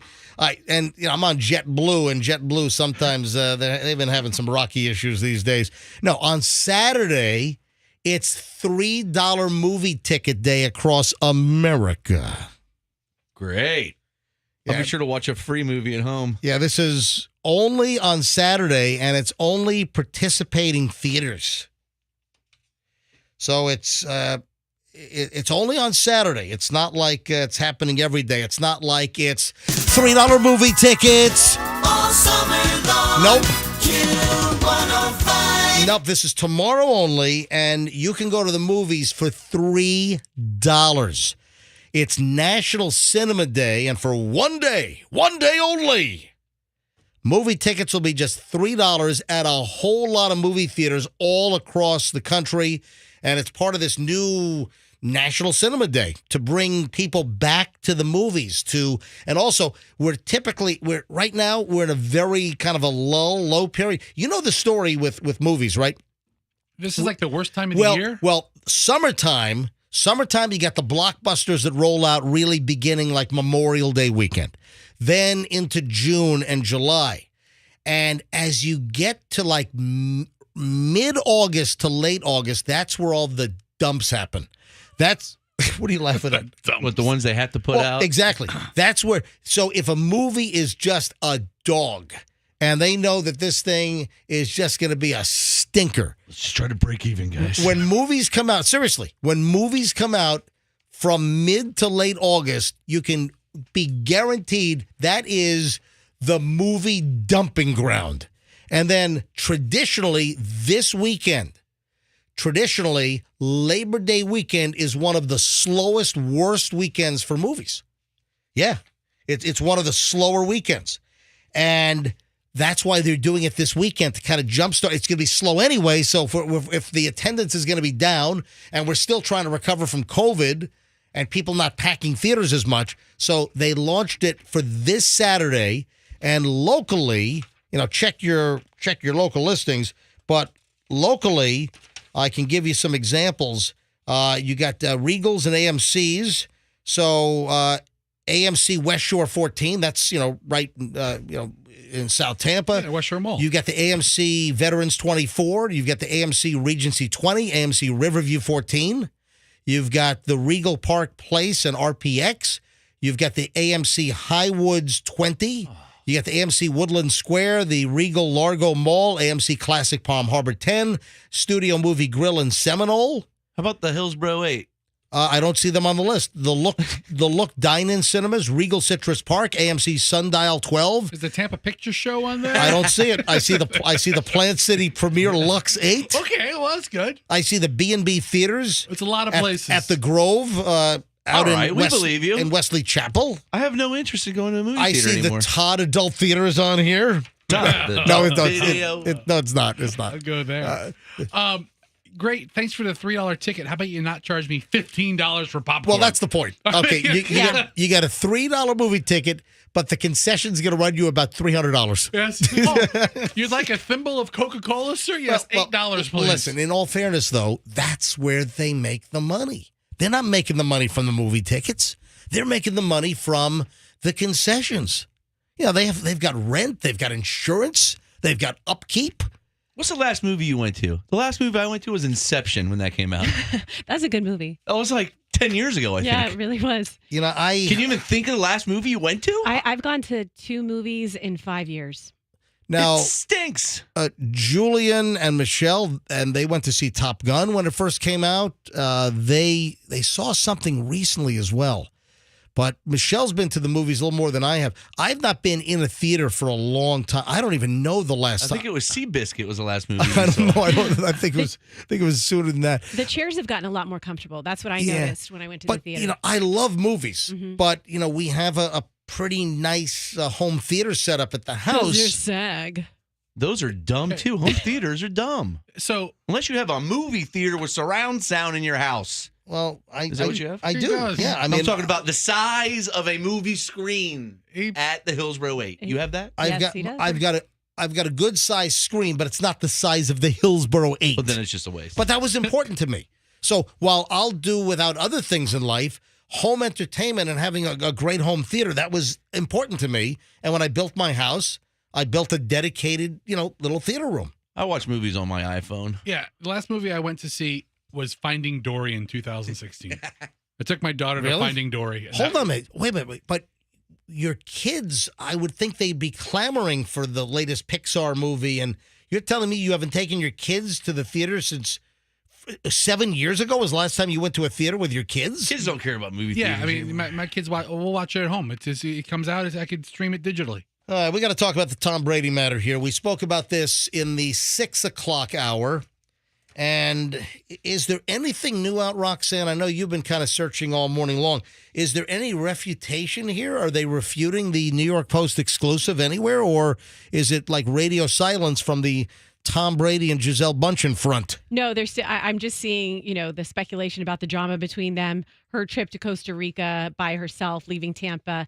And, so a source told Page Six that Tom and Gisele are in a fight right now. Yep. But I have to question the source. I mean, what friend of theirs or person who knew them would tell Page Six that? So who's rolling over? All right. So if you don't know the story, here it is.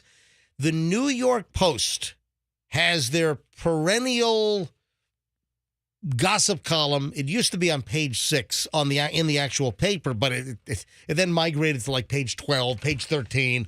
But Page 6 is the gossip column in the New York Post. Yesterday, they publish online in print today this story.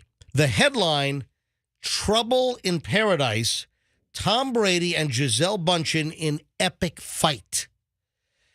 There's trouble in Tom Brady and Gisele Bündchen paradise. Multiple sources told Page 6. Oh, no. It turned into a hell on earth. Who's that voiceover guy? You ever see the South Park episode where they go ziplining? No. Anyone see that? Oh, you've never seen that one? I don't watch that show. And they have the voiceover guy. It's like the guy that does like the voiceovers for The Deadliest Catch, or for like you like Mike Rowe? No, it's sort of that sound. But there's this one voiceover guy that has that sound, and they got more than they bargained for. You know what I'm talking about? All those little cliche kind of things. So should I do the whole story in that voice? Absolutely not. You should probably stop now. The model has left the family. Damn it. All right. So Gisele Bündchen, according to the New York Post, has left the family compound here in Tampa, and she fled to Costa Rica following a series of heated arguments over Brady's shock decision to reunite with the NFL and unretire. It happened 3 months ago. Yeah, happened in February or March. Yeah, like she didn't know football season started. Maybe the fact that it's getting closer to the actual start of the season, preseason's done, maybe that just really, ticked Tom off. And now, do we have Tom's comment in context? I'm 45 years old, man. There's a lot of shit going on. So the question was asked about his absence and the fact that he was gone for 11 days, and that was sort of a mystery as well. But then we heard that maybe he was in the Bahamas on a family vacation. Was that like a buffer? Was that an attempt to try to smooth things over with Gisele?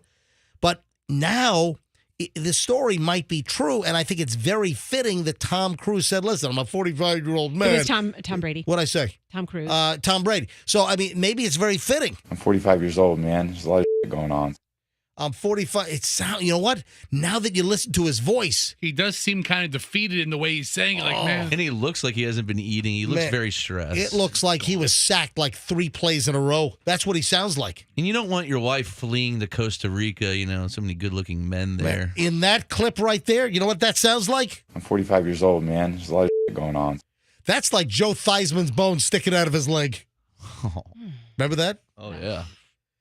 I don't see how it's similar, but I remember the occasion. Tom and Gisele are in a fight now, a source told Page 6, adding that this has happened before with the couple, but they've always reunited in the past.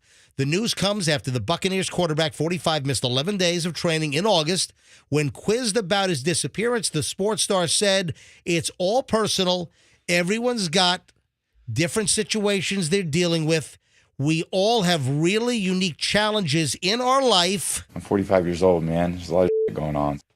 And that's how he ended that. Yeah, I mean, 45, that's midlife. That's like the age where, you have things, bleep going on with your kids, bleep going on with your spouse. Your parents are getting older. You got to take care of that. Like, there's a lot going on. A rep for both Brady and Bündchen, who's 42, who share children, Benjamin, 14, Vivian, 9, and Jack is Tom Brady's 15-year-old son. That was created with Bridget Moynihan. Yes, they created it. Yes, declined to comment. So reps for both Brady and Bündchen declined to comment. A second source said there's been trouble in the marriage over his decision to unretire. Giselle has always been the one with the kids. They agreed that he would retire to focus on the family. Then he changed his mind. Could you imagine how boring it must be to be married to Tom Brady? I mean, he probably goes to bed at like 6. He eats like avocado everything. Yeah, he gets up at like 3 to work out. All he does is work out. All he cares about is football. Give me a Costa Rican man. And does Giselle smoke cigarettes? Why are you whispering? Because I was like, wait. We don't want her to hear us. Exactly. Oh, God. We don't want to hear that. It's the new secret radio show. Giselle, you're still smoking cigarettes? God. Listen. I just found this in the Daily Mail. I need you to print on the device, kind of, Okay. All right, need you to print. Anyway, does she smoke cigarettes? All right. I just found something in the Daily Mail. This is dated September 2018. Giselle, 38, smoked a pack of cigarettes and drank a bottle of wine every day to cope with stress in her 20s. So she's got that wildness to her. Yeah, maybe she is bored. No, but I mean, all of this, everything that's coming out of our mouths is pure speculation. All couples fight. They just have the means to go to Costa Rica versus, go sleep in the other bedroom. So who cares? Like, they're probably fighting. Yeah, everybody does. So the insider that gave this information allegedly to the New York Post, they had agreed that he would retire to focus on the family, changed his mind. They have a fiery relationship. Giselle is a bit hot-headed. She has that Brazilian heat. In May, Bunchen told British Vogue, I don't think relationships just happen.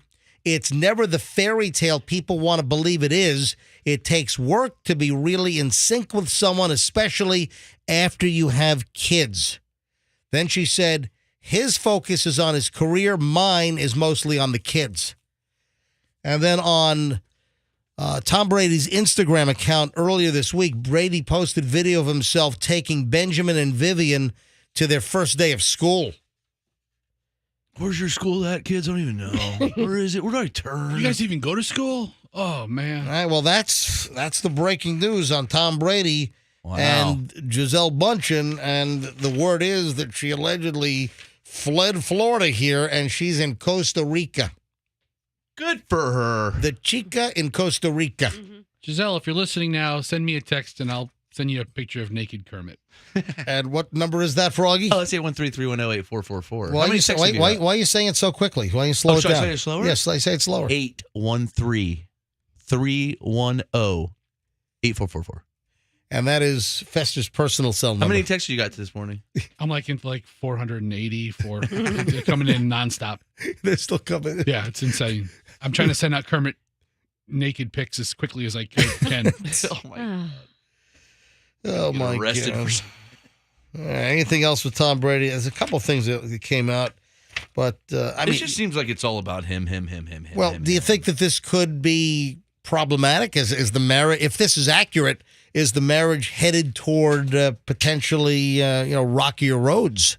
You should really go the Leonardo DiCaprio route. What? Date girls Under 25. Yep. Don't get married. When you hit 25, that's it. Dating Giselle, he was going to Leo route, but yeah. Hey, I got a couple of emails I want to address from listeners. I've got email and social media that I want to address. A couple of things. And these are all sort of related to things we've talked about. Folks, if you ever need to contact me personally, privately, if you ever need to give me a hot tip, some gossip, you have something great for the show, you can always email me, mj@mjmorningshow.com. That's mj@mjmorningshow.com. Also, my Instagram is Certified MJ Radio. People send me direct messages and send me stuff on that. So my Instagram is Certified MJ Radio. I got an email from Javier. And Javier Perez said, Dear MJ, tomorrow, meaning today, September 2nd, is my girlfriend's birthday. She listens to your morning show every morning while she works from home. It would make her day if you all would sing happy birthday to her. Pretty please. I'll even go to your show and kiss Fester. Javier, thank you. But her name is Michelle Scott, not Michael Scott, but Michelle Scott. And her number is 201, blah, blah, blah. I'm not going to give it out like Froggy gives out Fester's cell number. 813-310-8444, like that? Do we want to become the birthday singing song? But Yes. I don't do that. I mean, we don't do birthdays much on the show. Occasionally. The problem with that is. What? Oh, the problem is that everyone's going to expect it. Yeah.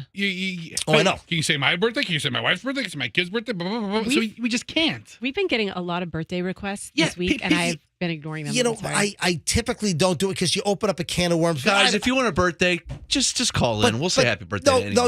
Everybody. You know what? If you text Fester, yes, Fester will personally sing you happy birthday if you text Fester at. Actually, call him right now. He'll sing for you. 813-310-8444. You can sing to him on the phone. I'm not going to shut my phone off. Anyway, happy birthday to Michelle. I have her number. Should we call Michelle or just wish her a happy birthday?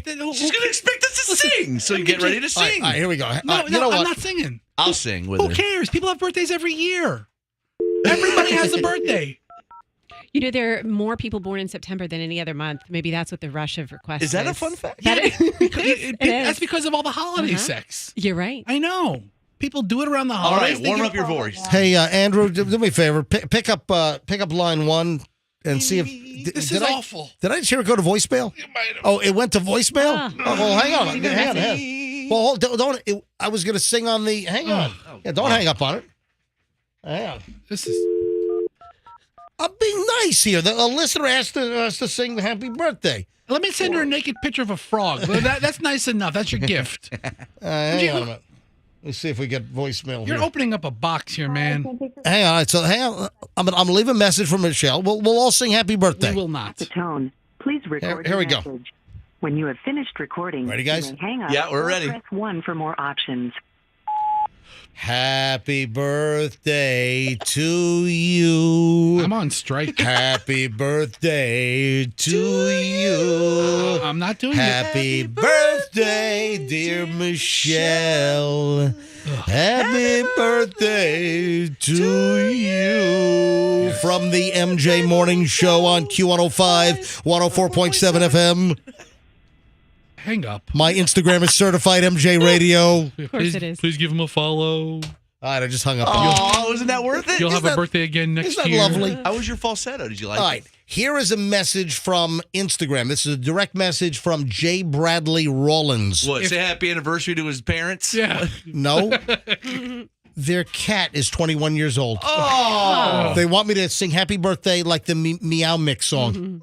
No, I'm kidding. No, I got a message from J. Bradley Rawlings, and he, I spent time. He asked me for tips on making cacio e pepe because it's a very simple dish, but people don't know how to make it and they screw it up. So he's like, oh, man, I want to make cacio e pepe at home, which is it's cheese and pasta in Italian. Cacio e pepe. So cheese and pepper. And it is a phenomenal dish if you can do it right. And I spent like a bunch of time, writing it out and sending him a message. And he said, listen to this. He said, thank you so much. He said, I'm calling in the morning to talk about how your pasta recipes have changed my life. Because on my Instagram, I've provided... Festa, what's wrong with you? You really need a food podcast. What do you mean I need a food podcast? We can give down your whole... Okay, so we have it. He makes the world's best cookies, the world's best No. ice cream, Hold on. pasta. The cookies are Michelle. Michelle makes the New York Times. Okay, world's best. The world's greatest chocolate chip cookie recipe is that New York Times recipe. What's the guy's name? Jacques Torres. Jacques Torres. That is the best, and that's Michelle's recipe. Jacques Torres. I'm making a ton of great ice cream. My marinara or pomodoro sauce is unbelievable. Of course. And that recipe I have on my Instagram, if you just search the photo of me making marinara. And my cacio e pepe. This guy writes to me, I'm calling in the morning, and he hasn't, to talk about how your pasta recipes changed my life. I'm getting so much booty. What? That's what he said? That's what he wrote. I'm getting so much booty. Oh, and then last thing. Does he mean bow tie pasta? No, I'm getting so much bow tie. No, I'm getting so much bow tie. Bow tie. Bow tie. What a great closing line that is on a date. You like that cacio e pepe? It's MJ's recipe. Maybe you want to cacio my pepe now. I don't get it. Oh my God. Are you talking about his wiener? Yeah, you know what? Okay, listen. Changing the subject, MJ, I do have to tell you Yes. that you changed my life a little bit in that regard because I never had cacio e pepe, however you say it. It's not catchy a pee-pee. Catch a pee-pee? Yeah. No, it's Cacio e Pepe. Roxanne played that game from like 1997 to 2008 Oh, with a stop small, it. I'm not that small old. break in the middle. I'm not that old. So anyways, in any case, MJ, I order it all the time now when I'm at bougie Italian restaurants. Excellent. Thank you. All right. The last item that I got here, a listener said that they made the Dolly Parton coleslaw. Remember we did the story? Yeah. And they said it was phenomenal. Really? So, hey, MJ, I've recently become an avid listener to your morning show. I heard the coleslaw segment about Dolly Parton's life-changing coleslaw. I made it the other night. It is amazing. I wouldn't say it's life-changing, but it's pretty damn good. Thanks for the tip from Aaron. Thank you, Aaron. Appreciate the email. So I saw a video of Dolly Parton walking to a restaurant. You would have thought the queen walked into this place. She's phenomenal. She is Dolly, like, she's the best. She's royalty. she's royalty. Dolly She really Parton is one of the best human beings ever of all time. All right, 8:44, it's the MJ Morning Show. We have a loaded chunk next, including Kanye West is admitting that he's addicted to porn. Hold on a minute. That and a whole lot more next here on the MJ Morning Show on Q105.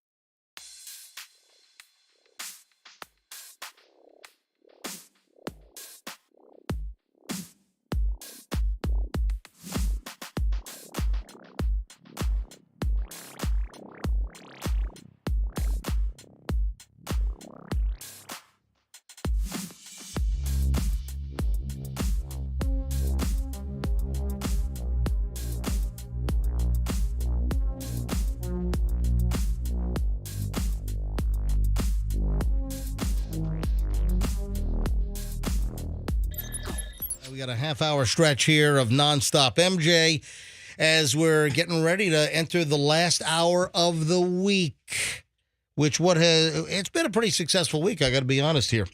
All right, Instagram post. Kanye West admits to his porn addiction yesterday. I didn't know that. I mean, what are you laughing at? You think it's funny? The way that you just said that. I didn't know that. Like you were expected to know that. Like, oh, gee, Kanye never told me. I think Kanye West has a screw loose, all right? I think Kanye West is a mental case. I like him, though. I don't like him. I don't like the guy at all. I got to be honest. I don't like him. So yesterday, Kanye West on Instagram writes that it's destroyed his family, his porn addiction. And he wrote, "Don't let Chris make you do Playboy like she made Kylie and Kim do." This is all in an Instagram post yesterday on Thursday. "Hollywood is like a giant brothel. Pornography destroyed my family. I deal with the addiction. Instagram promotes it. Not going to let it happen to Northie in Chicago." Is that it's North? Northwest is one of the kids, and is there another kid named Chicago? Yeah. Yes, Southwest. There's a kid named Chicago, a kid named Gary. Ironically, Southwest flies in and out of Chicago. Yes, Southwest. Well, now, by the way, Southwest now does Midway and O'Hare. Yeah, wow. Because before Southwest was only doing Midway, but now there are flights for Southwest at O'Hare. So both Chicago airports. How about that? So what do you think about Kanye West admitting to his porn addiction? Well, did he get addicted to porn like everybody else during COVID when they were working from home? Didn't we do a story about that? I'm guessing we had an item that porn viewership went up a whole lot with so many people not working at the office and working from home. But I'm guessing that Kanye West probably had a porn addiction prior to the pandemic. So I used to do a show with a woman who is a sex. He's part of a pandemic. Go ahead. I'm sorry. Okay. Yep. Sorry. She's a sex therapist. Was that my best one today? Yeah, it was funny. It was funny. Not the best one, but it's still. All right. Go ahead. I love your lowbrow stuff. All right. Go ahead. Okay. I did a show down the hall, 1010, a woman who was a sex therapist. Right. And she would take calls, and I swear the number one question was always, am I addicted to porn? How do I know if I'm addicted to porn? And her answer was, if it's something that is interfering with you accomplishing other things during the day, taking away resources from things that are important to you, that makes then sense. you are. That It makes was a good sense. answer. So if it gets in the way of you doing other things, that means that means something to you. Like yes, that you might as well face it. You're addicted to porn. It's the greatest value online. Porn. Say it again. I said porn is probably the greatest value online. You know what, Froggy? I don't need you to just say it. Trivialize it. I mean, like, of course, I'm not trivializing it by saying you might as well face it. You're addicted to porn. Bring Robert Palmer into it for no reason. Anyway, so Kanye West, I'm not shocked. I just didn't know that he's a porn addict. Now you know. What kind of porn do you think he's into? Oh, I don't know. Let's not. You know what? Let's not speculate. Probably the crazy stuff. Let's not speculate. Missionary only. But that's listen. It's a pretty big revelation for Kanye West to say, "Hey, I'm addicted to porn." This is interesting. Total gear shiftage here. This is very, very interesting. If you go to work and you see that you have coworkers that are sick, yes. You know what happens in your body? I mean, if we're giving serious answers. Yes, it's a serious answer. Okay, I'm about to say, does your immune system start kicking into overdrive, protecting you? Apparently so. Yep. Wow. Yep. So if you just see a sick coworker, your immune system gets ready for battle. Nice. Yeah. Ooh, that's probably why. You know what, Froggy? I don't need you coughing and hacking in the studio, really. Feeling a little Roxanne's worked in this radio station longer than any of us. Right. Probably longer than all of us combined. She will be here after we're gone as well. I'm telling you right now. She'll be I can guarantee that. Roxanne's the cockroach. She will live after the... Is that what I am? Well, really? after the nuclear explosion, the only thing that lived were cockroaches. What did you call it? After the nuclear explosion. Say it again. Say it slowly. Doesn't matter. It's nuclear. It's not. Oh, you're going to say cockroach. Yeah, say that slower. Cockroach. But listen, so La cucaracha. Everybody in this building has almost had COVID. I mean, like 95%, except for like Roxanne for the whole pandemic. Mm-hmm. Hello. You haven't had it either. Same here. But she's here like hours on end. You're in and out. Well, yeah, I think I probably do have a stronger immune system than Roxanne's social with coworkers here. Mm-hmm. She talks to everybody. Yeah. You in and out. Mm-hmm. So I thought that was interesting. That if you even see a coworker, that your immune system kind of gears up. That mentally it then kind of triggers things physically in your body. Extrapolating this idea, doctors and nurses probably have strong immune systems also for that reason because they see sick people all the time. This is according to Chapman University and the Chapman University Schmid College of Science and Technology. That sounds official. Which, by the way, guess what? Julian Schnitt, my son, with Michelle, they went to visit Chapman University in Orange County, which it's a good school.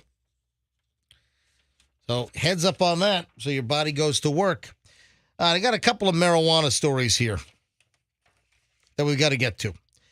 First of all, marijuana smoking has now outdone cigarette use in the United States for the first time ever, meaning more people are smoking the doob, more people are smoking the joint than smoking cigarettes. That is brand new. When will they sell joints at like Wawa? You know, they have to save lives. The big tobacco. You know, at some point that's going to happen as recreational marijuana is legalized. 10 years? I don't know. But at some point, I'm pretty sure that, marijuana and maybe rolled marijuana cigarettes, it's going to be sold at convenience stores. I think in Canada you can get them and it looks like a little package of cigarettes, but it comes with 6 joints or something. They can have filtered joints, I mean, probably is right. What are you filtering out though? I don't know. Yeah. Brand new Gallup poll is out, and they determined that more Americans are now using marijuana than smoking traditional cigarettes.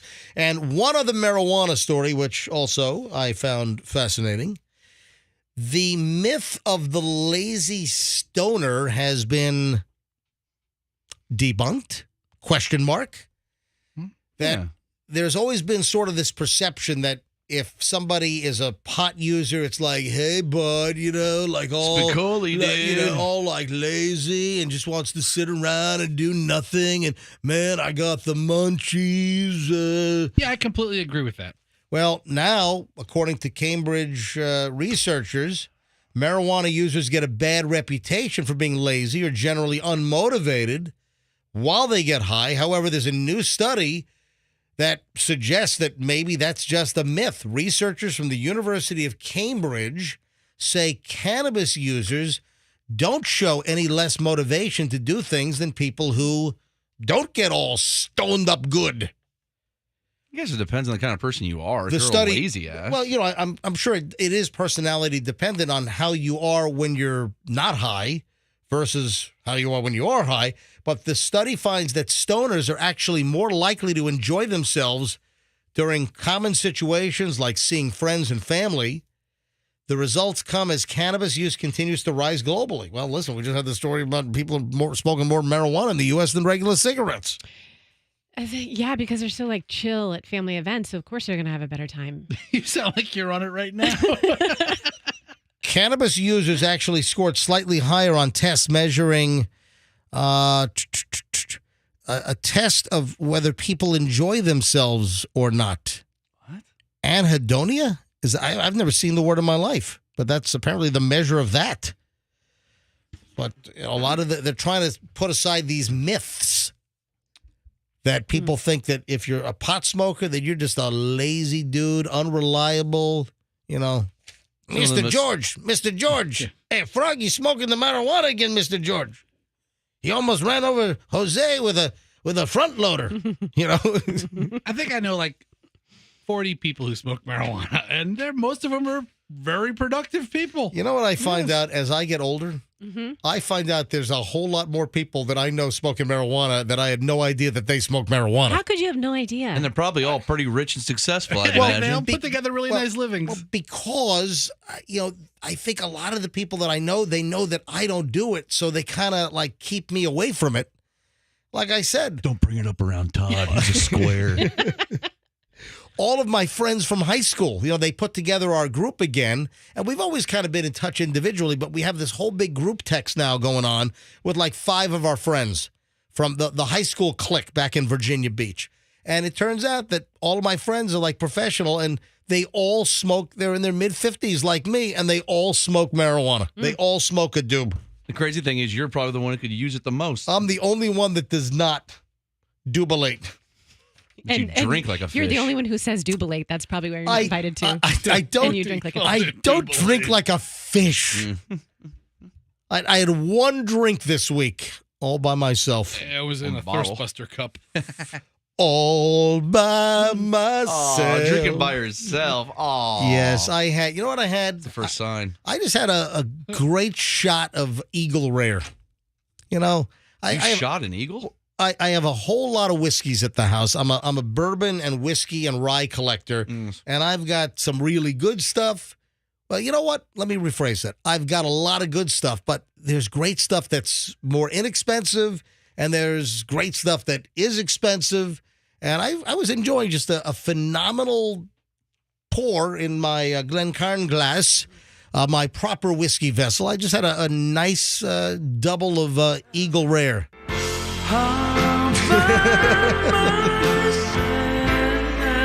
I was drinking whiskey.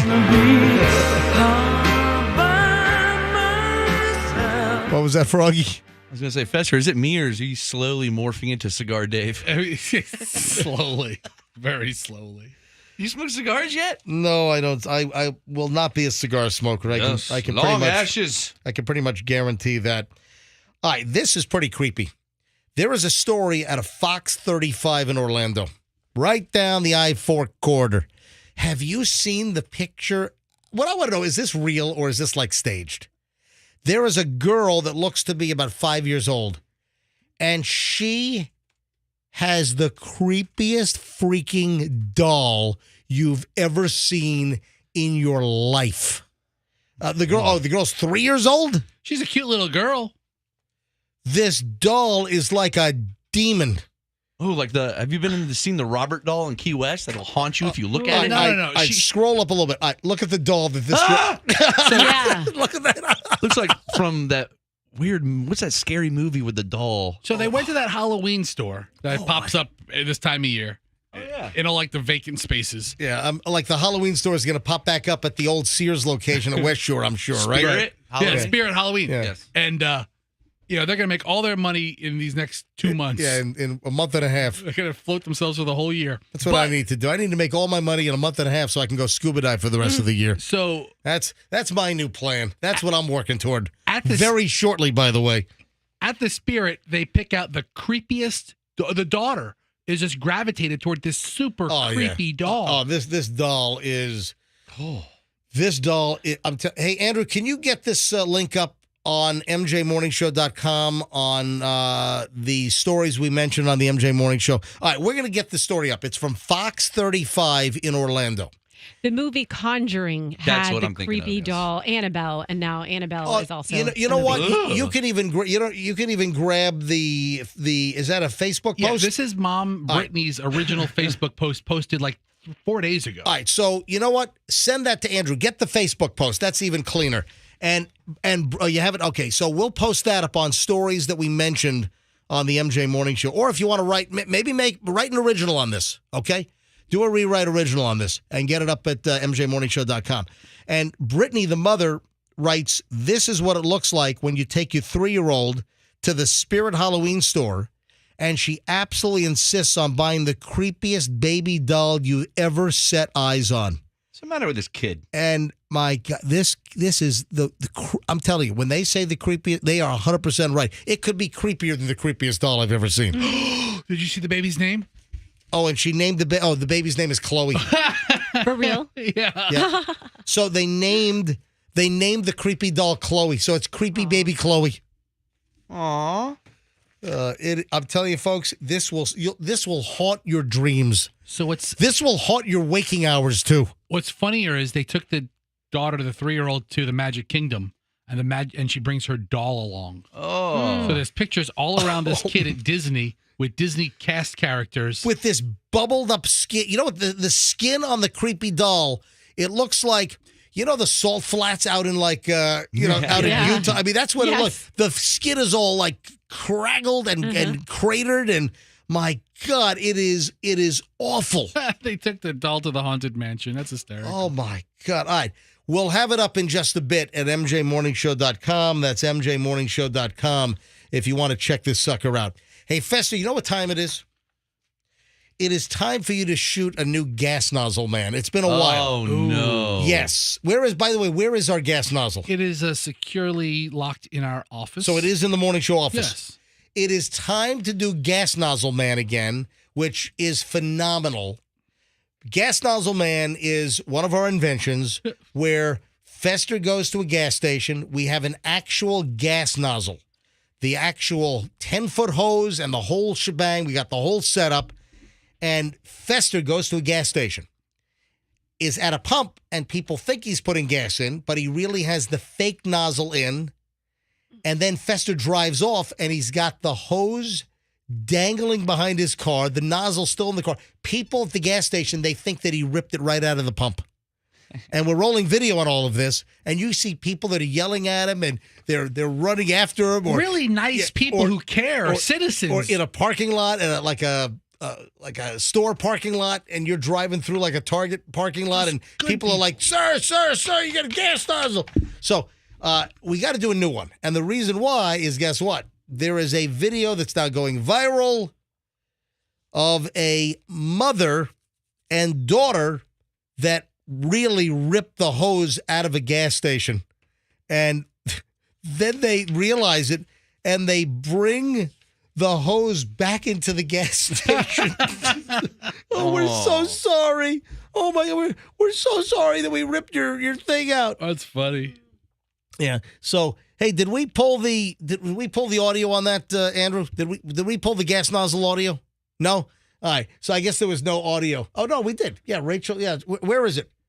You did. Here it is. All right. We did pull the audio. All right. Listen to this. Here it is. Oh my gosh. Oh. Mom, get back in the car. So you can hear on the side of the road, the traffic's going by. Major problem. All right, do you hear that? So she goes back and we've got a major problem. I'm guessing it sounds like they may be from Alabama or something, because we got a major problem. So listen to this. Initially, they're pulled off on the side of the road. You can hear traffic going by, and they go get the hose that they ripped out of the pump because they drove off. And then it segues into the mom going back into the store with, we've got a major problem. You bet you do. Oh my gosh. Oh. Mom, get back in the car. We have a major problem. We drove away and we hadn't put our gas. I mean, is that putting people in danger right now? All right, so then she takes it back to the store, and the store is very nice about it. That's some funny music. Yeah. So they added a little music to their story. I have learned that they're not very difficult to reconnect. The store personnel can reattach. It must happen so often. They're designed to break. There's a break point. They're designed to break away, and you'll see the little breakaway point. If you look up where the hose is connected, that's a break point. All right, but after we get back from Labor Day weekend, I want you to do it. Let's do a new gas nozzle, man. Sounds fantastic. I remember last time that you were surrounded by the Pinellas Park police. So Shorty Shane told me that he had St. Pete police called on him again. Really? And the commanding officer said, just give us a call in advance. Yeah, he told us that. Yeah. Yeah. So he now calls St. Pete police before he does his stunts, and there's no problems. Yeah. Oh, good. Listen, because that's how Shorty Shane monetizes his life. I mean, listen. You're a little guy standing at 3'5". You got to make money with that, and he does it with these great videos as an entertainer. And now, and then the police department, because you know what was happening?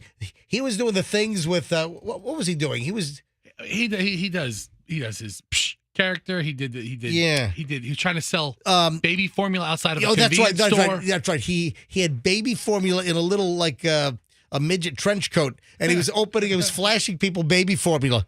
And then people called the cops on him. Yeah. So now the St. Pete police is like, listen, hey, no problem. Just let us know that you're going to be out doing stuff.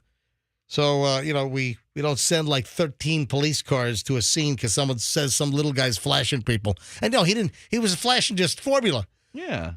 Outside of stores. And one of the stores called the cops on him. Nobody has a sense of humor anymore. Yeah, what's going on?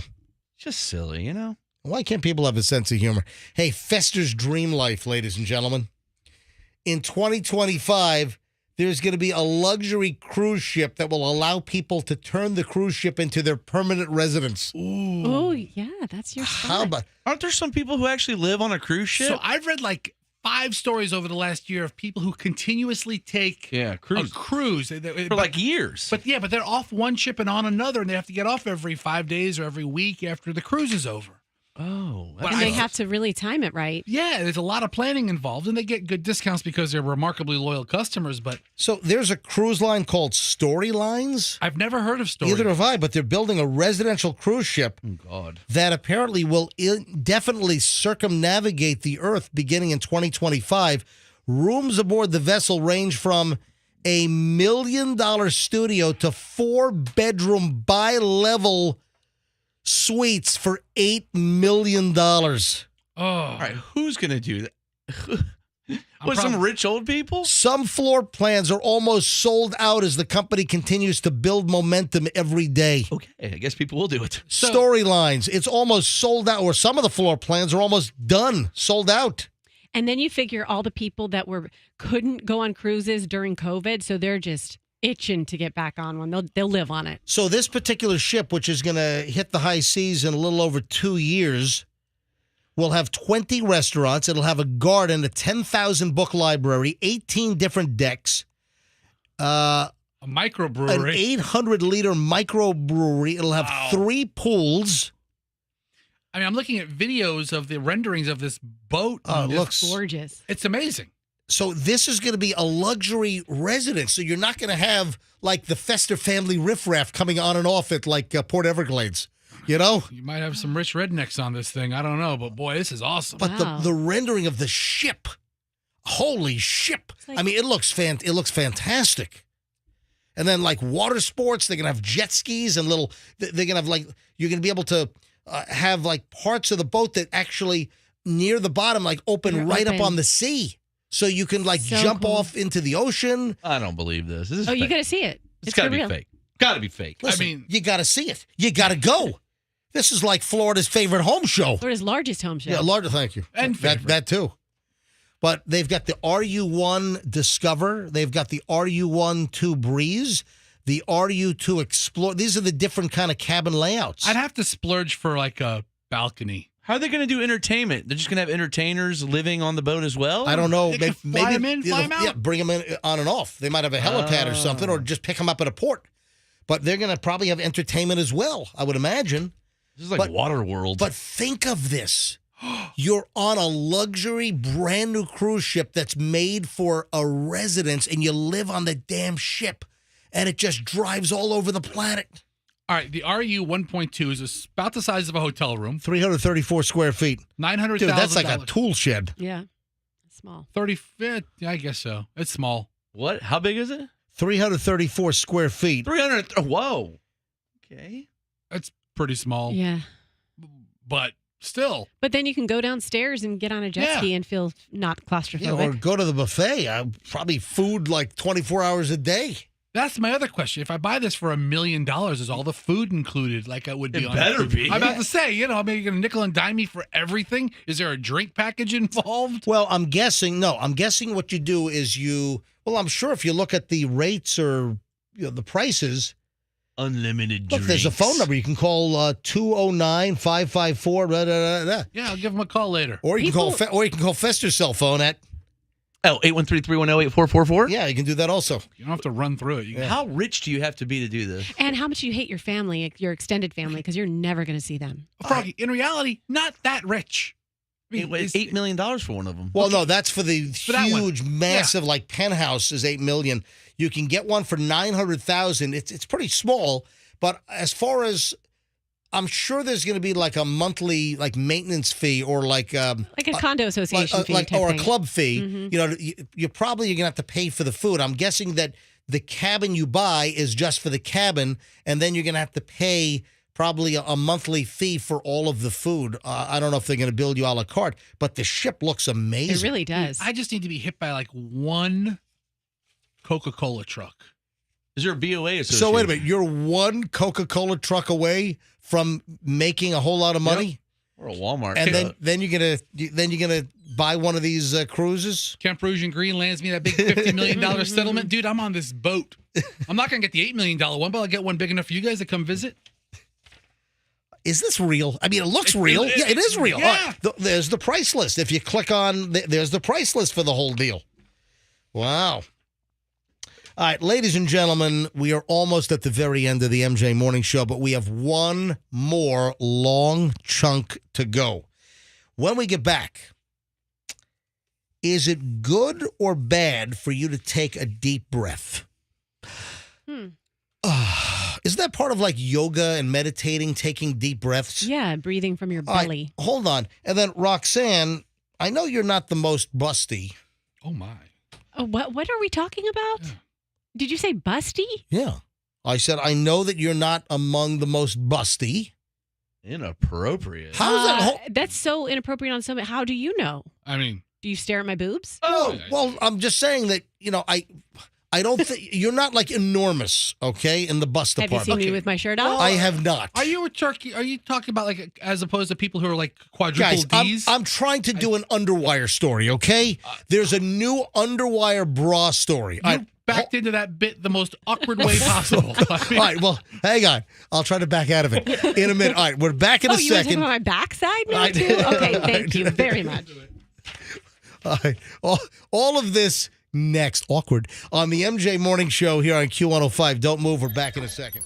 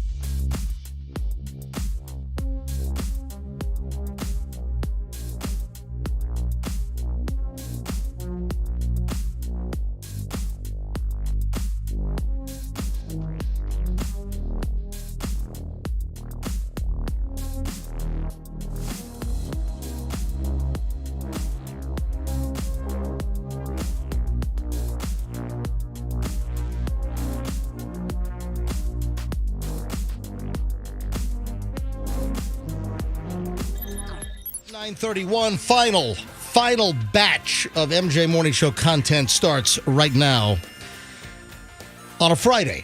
And of course, we won't be here on Monday now because I'll be up in New York flying back because, I've got the famed $1,000 Costco run coming up tomorrow.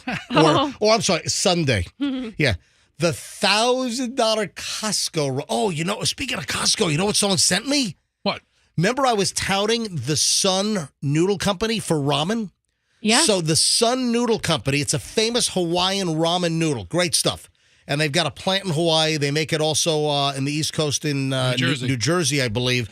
And Sun Ramen. And they started selling it to people. And for like a reasonable price, they will ship you the ramen with like a miso or, the different, flavors. And the noodle's great. And, with ramen, you got to have the right noodle.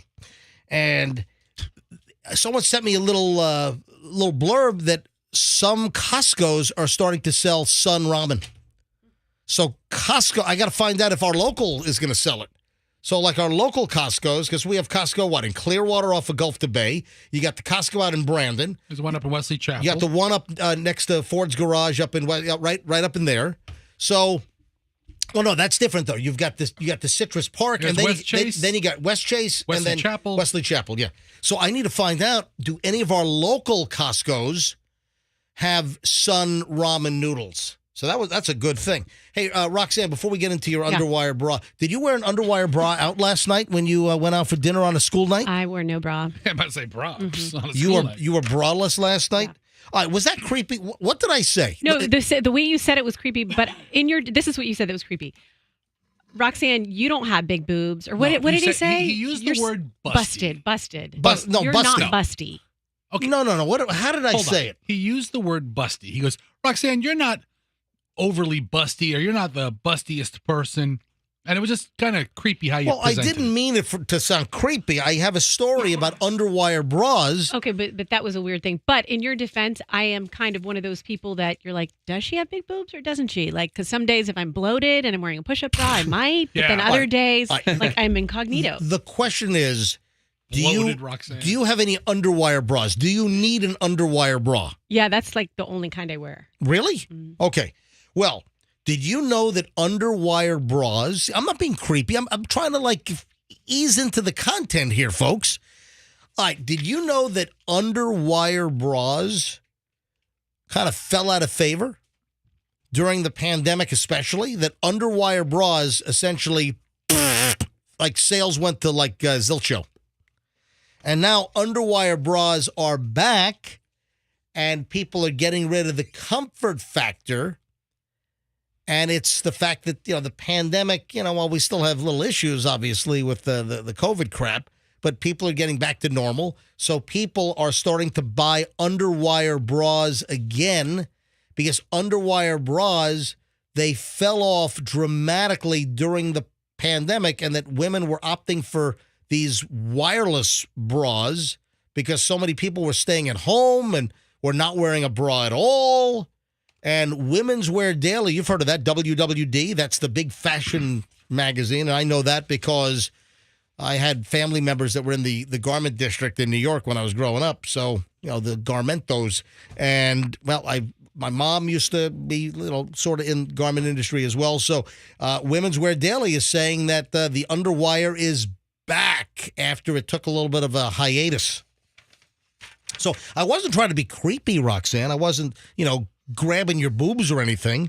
I was just... Okay, now you're getting more creepy. What? Stop. You're not helping anything. Am I digging it deeper over here? Much deeper. Yes. Onward. Forward. We have to have something else coming up. Anything. If anybody wants a naked picture of Kermit the Frog, feel free to You've send been me doing that the whole show. Yeah, I've watched you. I've sent out hundreds of them during the show. I'll send them out all day today. Right. I was just trying to relate that the woman on our show is Roxanne, and I was just wondering if, what you thought about underwire bras and that they sort of took a hiatus during the pandemic, and now the sales of underwire bras are going up again. Yep. That's all I'm saying. Okay. I didn't mean to be creepy or anything. No, just being very relatable. Okay. That's what I thought. Was I being relatable? Yeah. No, you weren't. Just something else. Anything. Do we have a Kanye West story? Can we talk about? Is there something with Johnny Depp happening? Oh, let's talk about Kanye West's porn addiction. Is that'll be better? It's much better than what we're doing. He did admit that he feels like a sperm donor to the Kardashians in a new article on TMZ.com. Really? All right, He did. He did. I think he used a little different language though. I don't think so. I'm pretty sure the article says Kanye West. I read something else. Okay. I read something else that's not appropriate for broadcast. All right. Now, I gotta time manage here because we got a lot to get on and not a lot of time left.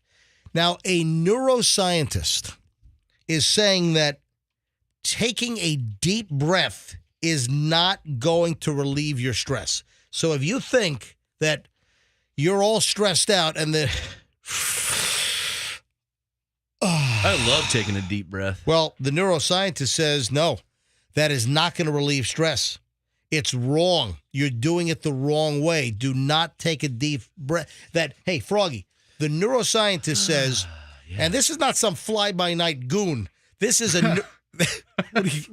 some guy that got his degree from some back of a van university. All right, so this is a neuroscientist and a Stanford professor, Dr. Andrew Huberman, and he says the proper way to relieve stress is not a deep breath, that you want to breathe in through your nose and out the mouth, and you should do this twice.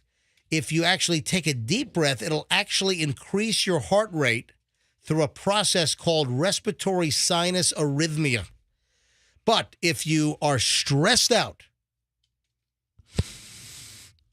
breathe in through your nose and then exhale through your mouth. Ow. Well, who was that? That was my deviated rectum. I think it's messed up. It's not a deviated rectum. Well, both of Septum, them. sorry. Both of them need some attention. Do we need to make an appointment at a proctologist to have your deviated rectum looked at? And a nosologist. Mr. Froggy, I have terrible news for you. Have you ever had a colonoscopy yet? When I had double bleeding ulcers, I did. They put a thing up there. Yeah, because if you've got a deviated rectum, they have to use two different hoses. One goes one way, one goes the other. It really is tough. Okay, can I dump everybody right now? Is this really how we're... Tough life. How come I'm getting devolving? 2 bills, doctor? This is the final impression we want to leave on people on a Friday before we go away for a holiday weekend and don't come back till Tuesday Why morning. do I need to have 2 copays? Well, sir, you have a deviated rectum. It took twice as long. 2 hoses going on over here. All right, but listen, I'm just trying to give you some advice. The deep breath is not the answer. That'll actually make things worse. Every time you hear about somebody or a coach or somebody trying to get you to relax or a yoga instructor, it's always in through the nose and out through the mouth. That's the relaxation breathing. I told you what you have to do. You have to create a trigger, a body trigger, a mannerism that you would never normally do, and then you hypnotize yourself doing that strange thing, and then when you get nervous, you do the strange thing, and it cures you. All right, we have 3 minutes left. What a nut! I have no idea what you said. That's why I ignored it. I just ignored it. Like I just heard like birds chirping in the background. This is such a weird segment. All right, now guys, I got to do a lot of things here in a very short amount of time. First of all, has anyone seen, is the giant 12-foot skeleton available at Home Depot yet? I haven't been to Home Depot, but I think I saw a 12-foot scarecrow at Sam's Club. They have a bunch of new ones. Oh, really? Yeah. So, oh, wow. So, not just skeletons? Because you know that 12-foot skeleton, that thing sold out, like, quickly. Yes. And I know that people were, like, buying these things for $300 and then selling them on eBay for, like, $1,200. Anyway, I was just curious if anyone's seen the Home Depot giant skeleton, if that's... But you're saying that Sam's Club has, like, their own little renditions? I feel like I saw a really, really obnoxiously tall scarecrow at Sam's Club this week. Gotcha. Then I got, like, a chicken. All right, a couple of things when we get out of here today. I think this is sort of a non-story. I know that some of the local news was covering this story, that Winter Haven police were warning about chocolate bars laced with hallucinogenic mushrooms. But if you really read the story, it's not like these are being sold on the street. They had a drug bust, and during the bust, they found these chocolate bars with hallucinogenic mushrooms inside the home that they busted. So it's not like you got people driving around on the streets and selling hallucinogenic mushroom chocolate bars to kids. Yeah. Fester just gave me a piece of chocolate during the break. Yeah. Do I have something to worry about? Probably laced. Yeah, Winter Haven police are warning parents of hallucinogenic mushrooms. This came from Fox 13. I just don't think this is a real. This is kind of a hyped up story. They're saying that they're trying to make it look like something it's not, said Winter Haven police. Drug dealers, they're looking to do is get people hooked on their products.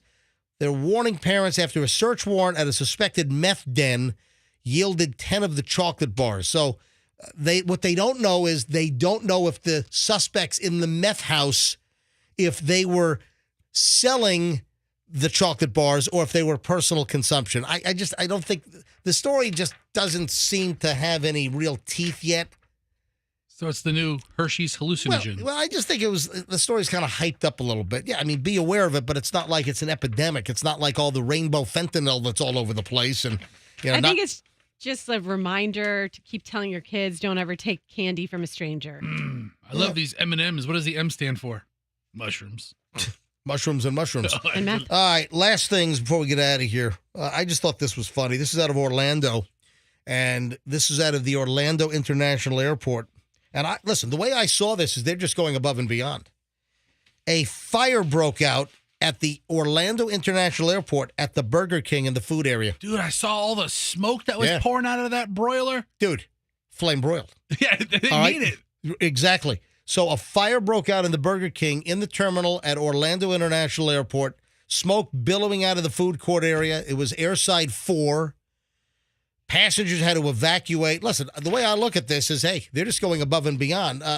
Burger King always advertises, home of the Whopper, and they're flame broiled. Hey, more flame the better as far as I'm concerned, right? You know how you drive by a fast food restaurant and you get the smell of the grill? Oh, yeah. You get the whiff going on. Burger King, I always feel, is one of the better smelling fast food places. There you go. And when it's on fire, it's even better. Even more delicious. But when the place is about to burn to the ground. You want it your way? You want it well done? No problem. Back up. I want it my way. I want a little arson going on at Burger King.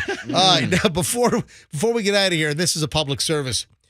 The AAA over the holiday weekend is offering their famous Tow-to-Go program.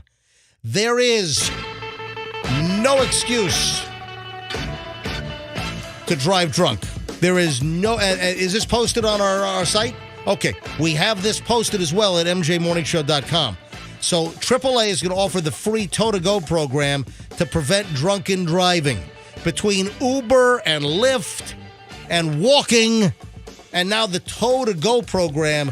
There is no reason for you to drive drunk or get busted driving drunk. Do not drive drunk. Yeah, AAA, they expect the holiday travel volume to be pretty high, pre-pandemic levels, and travelers might try to drive drunk. Do not. And the AAA will offer the Tow-to-Go program, and this will be provided from 6 p.m. tonight until 6 a.m. Tuesday, September 6th. Free and available to AAA members and non-members. So the phone number is 855-2-TOW-2-GO, or you can look it up online. And we have the story on mjmorningshow.com. So if you're drunk, they'll tow your car safely home. So don't drink and drive, bottom line. Folks, have a great, safe Labor Day weekend, and we'll see you back